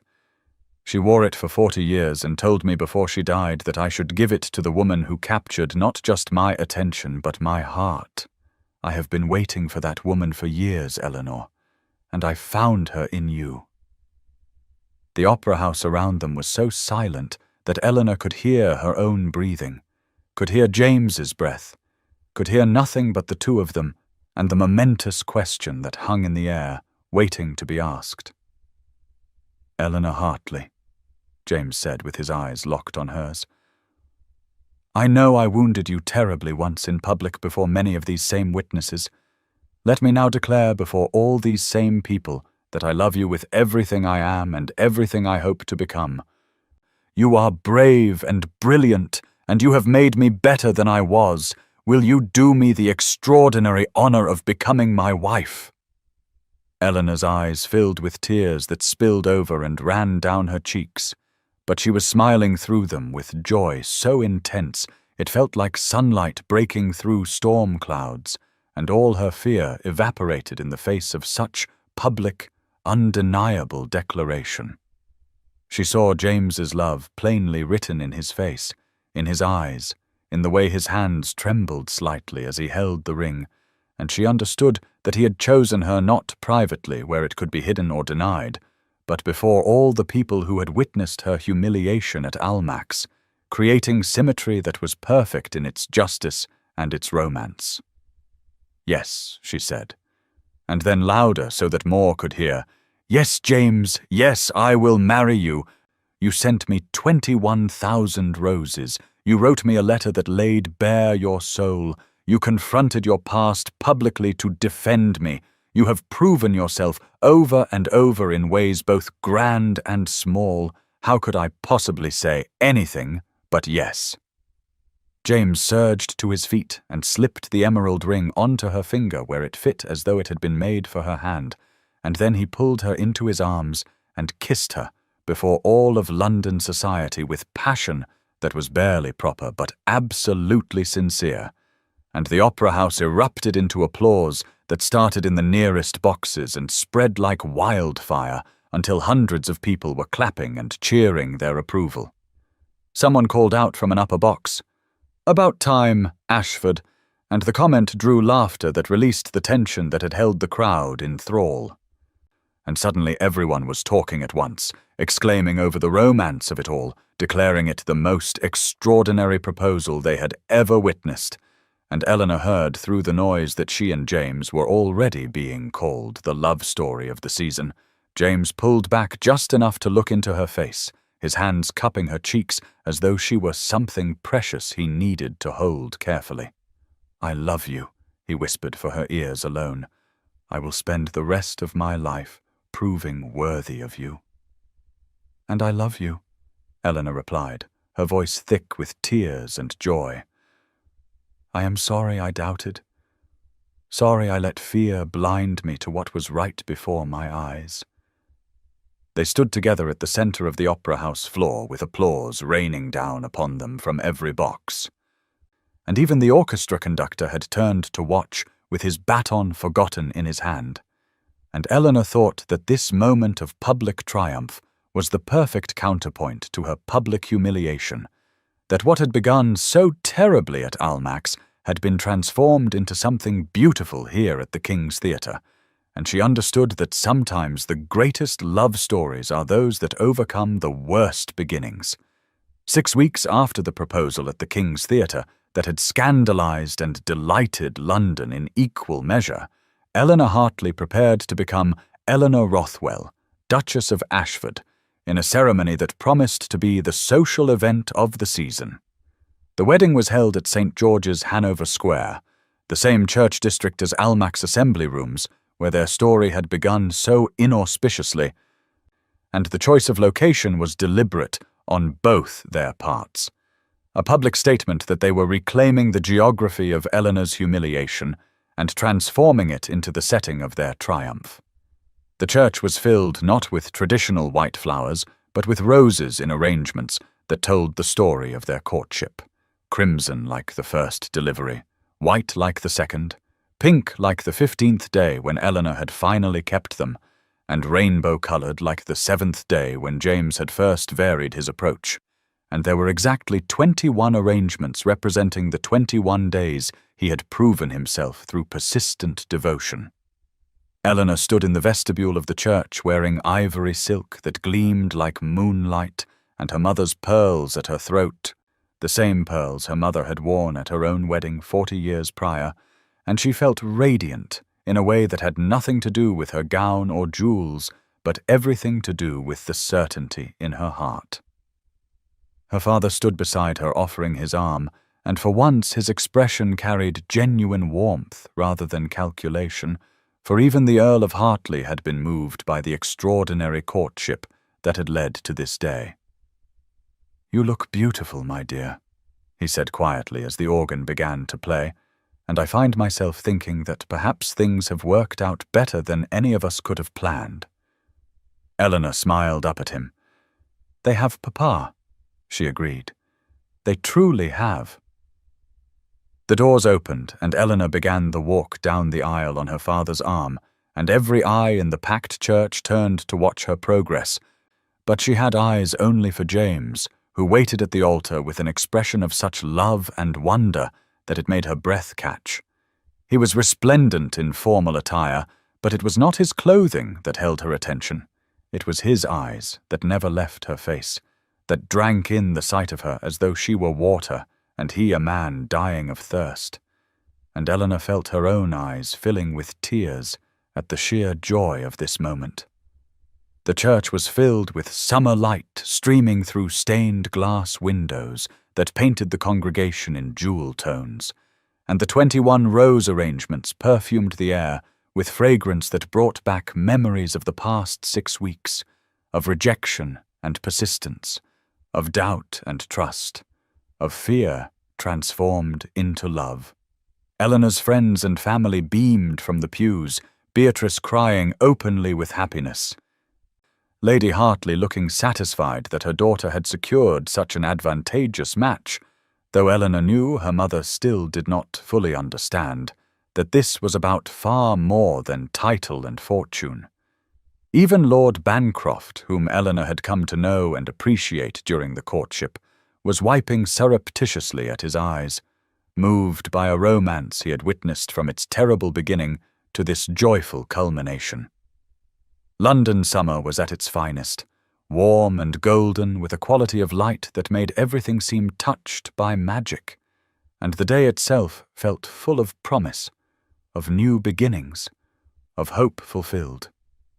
When Eleanor reached the altar, her father placed her hand in James's with a formality that carried genuine blessing, and the moment their fingers touched, Eleanor felt the rightness of it settle into her bones.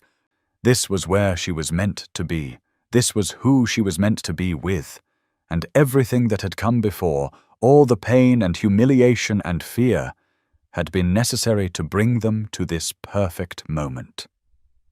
The ceremony proceeded with traditional solemnity, but also with joy that was palpable, and when the time came to exchange vows, both Eleanor and James spoke with voices that trembled slightly, but carried clearly through the church, promising to love and honor and cherish not because convention demanded it, but because their hearts required it. Tears gathered in both their eyes as they made these promises, tears of joy at having found each other, tears of gratitude that they had been given a second chance after such a disastrous beginning, tears of relief that all the struggle and doubt had led to this moment of absolute certainty. The bishop pronounced them husband and wife with satisfaction evident in his voice, for he too had heard the story of their courtship and appreciated being part of such a romantic conclusion, and when he invited James to kiss his bride, the Duke needed no second invitation. He pulled Eleanor close and kissed her with tenderness that made the congregation sigh collectively, and the kiss was met with cheers and applause that echoed through the ancient church, society celebrating a love story that had captured their imagination and restored their faith in happy endings.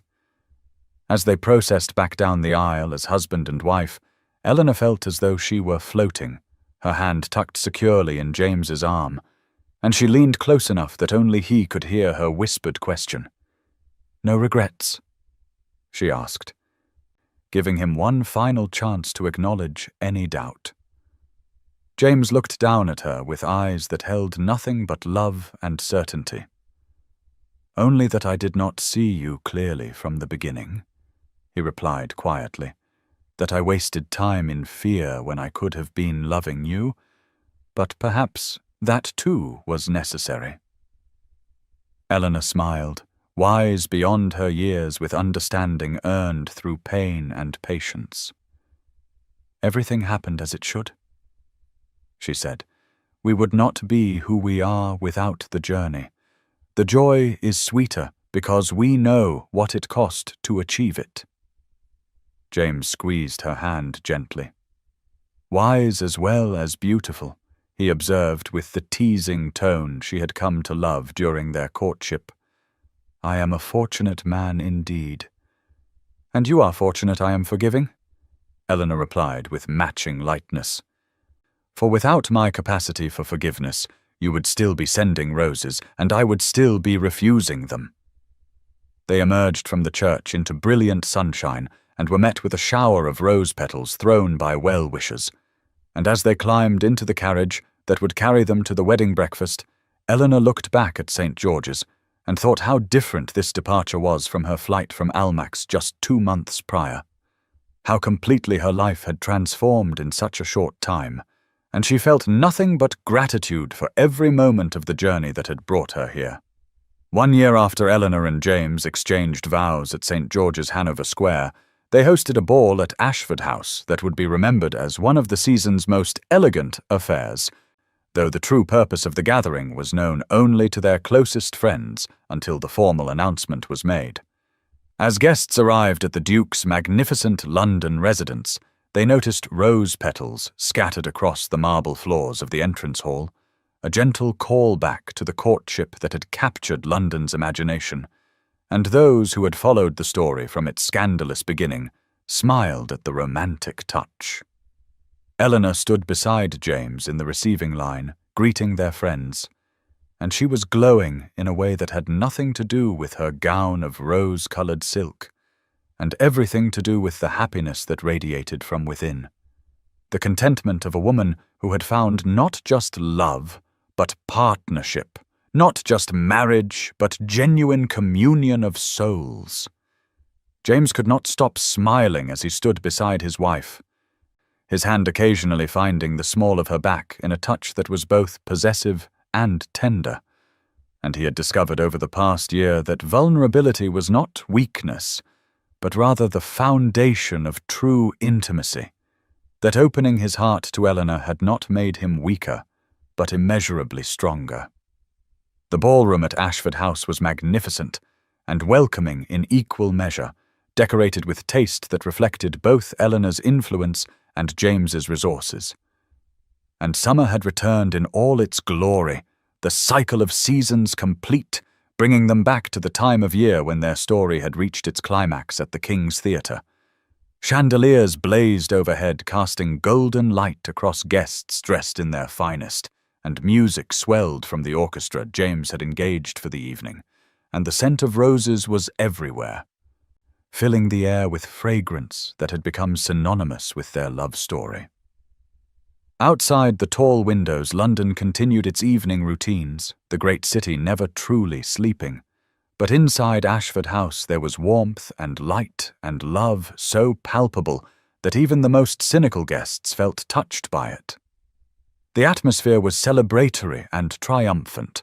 Society gathered to honor a couple who had overcome scandal and doubt to build something genuine and lasting.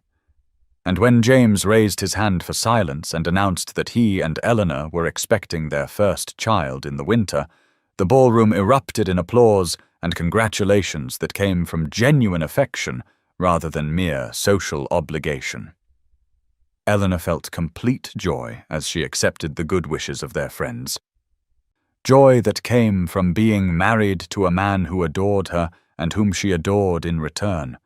Joy at the prospect of the child growing within her. Joy at the knowledge that their love had been built on foundations of honesty and tested by adversity, and had emerged stronger for both.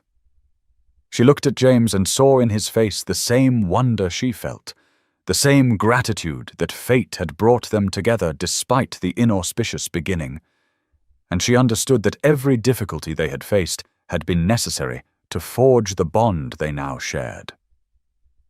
When the orchestra began playing a waltz, James led Eleanor onto the floor for the first dance as host and hostess, and society watched with approval as the Duke and Duchess moved together with the grace of two people perfectly attuned to each other, lost in their own world even as hundreds observed. "Who would have thought that day at Almack's would lead to this?" Eleanor murmured as they turned across the polished floor, "that public humiliation would transform into private joy, that roses sent in penance would become symbols of the greatest love I have ever known." James pulled her infinitesimally closer within the bounds of propriety. "I am grateful for every rose," he replied quietly. "For every rejection you gave me, because each one taught me that you were worth fighting for.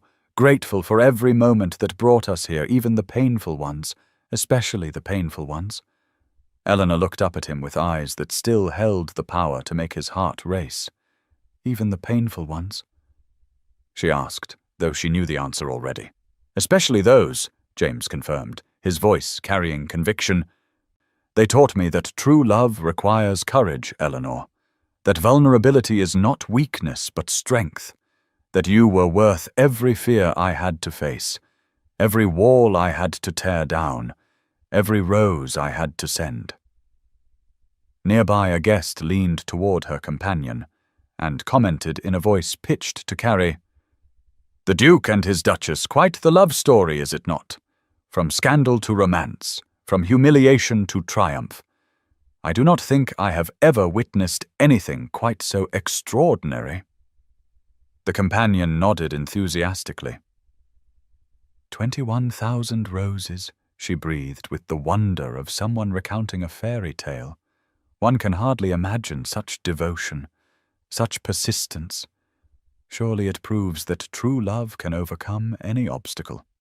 As Eleanor and James continued their waltz, oblivious to the comments and content in their own happiness, the ball swirled around them in a celebration that was both ending and beginning, ending the story that had begun at Almack's more than a year ago and beginning the next chapter of their lives together.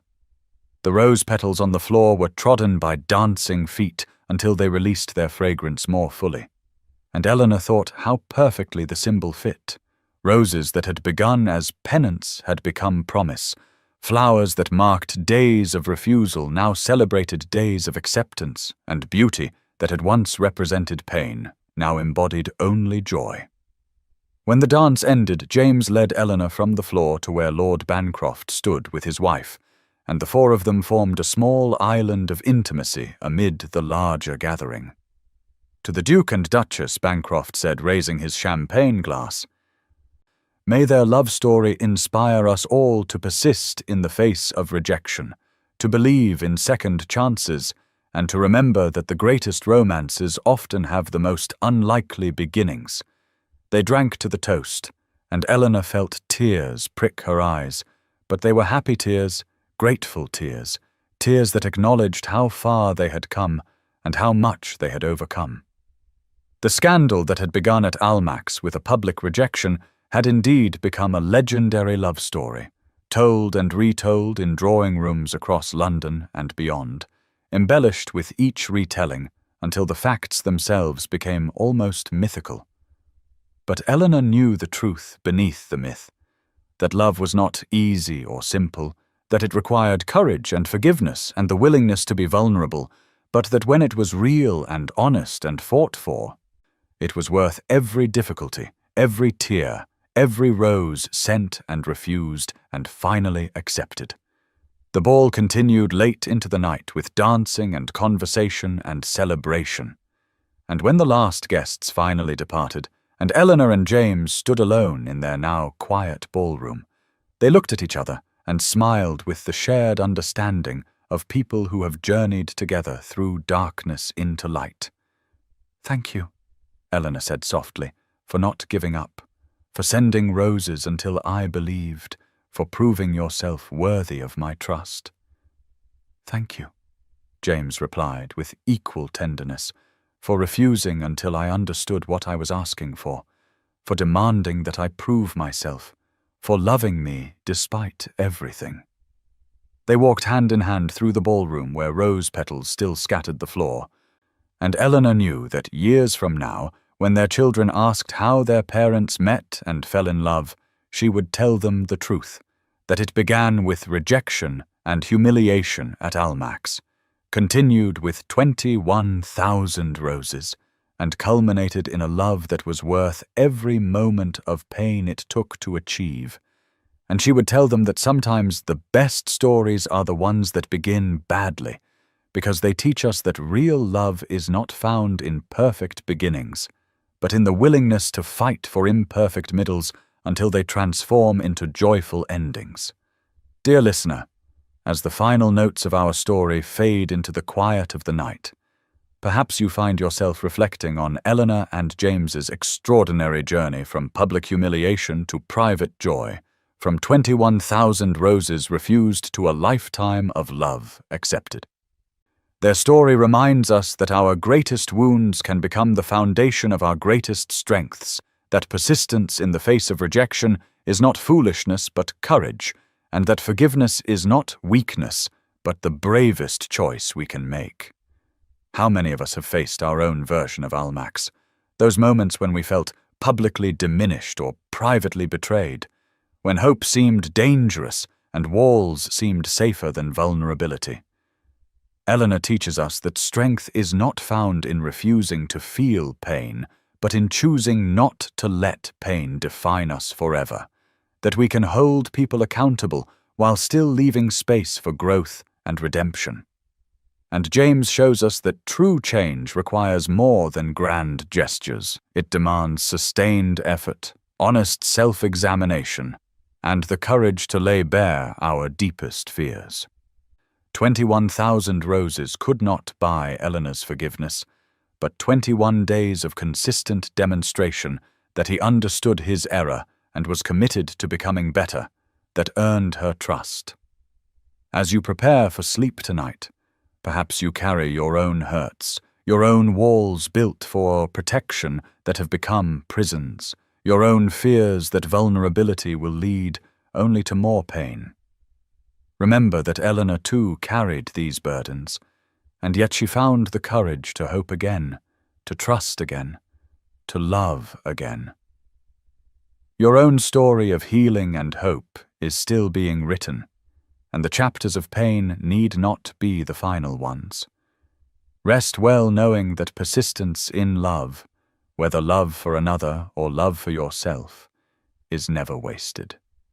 May your dreams be gentle and your awakening filled with the courage to send your own roses or to finally accept the ones being offered.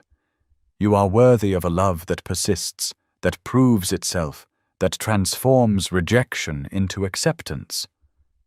Sleep now, dear listener, and wake tomorrow ready to write the next chapter of your own extraordinary love story. Thank you for journeying with us through the Duke and Eleanor's story. If this tale of roses and redemption touched your heart, please subscribe to our channel, like this video, leave a comment sharing your thoughts, and share this story with someone who needs to hear that it's never too late for second chances. Your support means everything to us and inspires us to continue bringing you stories of love, forgiveness, and transformation. At the end of this video, you'll find another unforgettable story waiting for you. Click it and discover your next emotional journey. With gratitude and warmest wishes for your own happy ending, Legends of the Fall.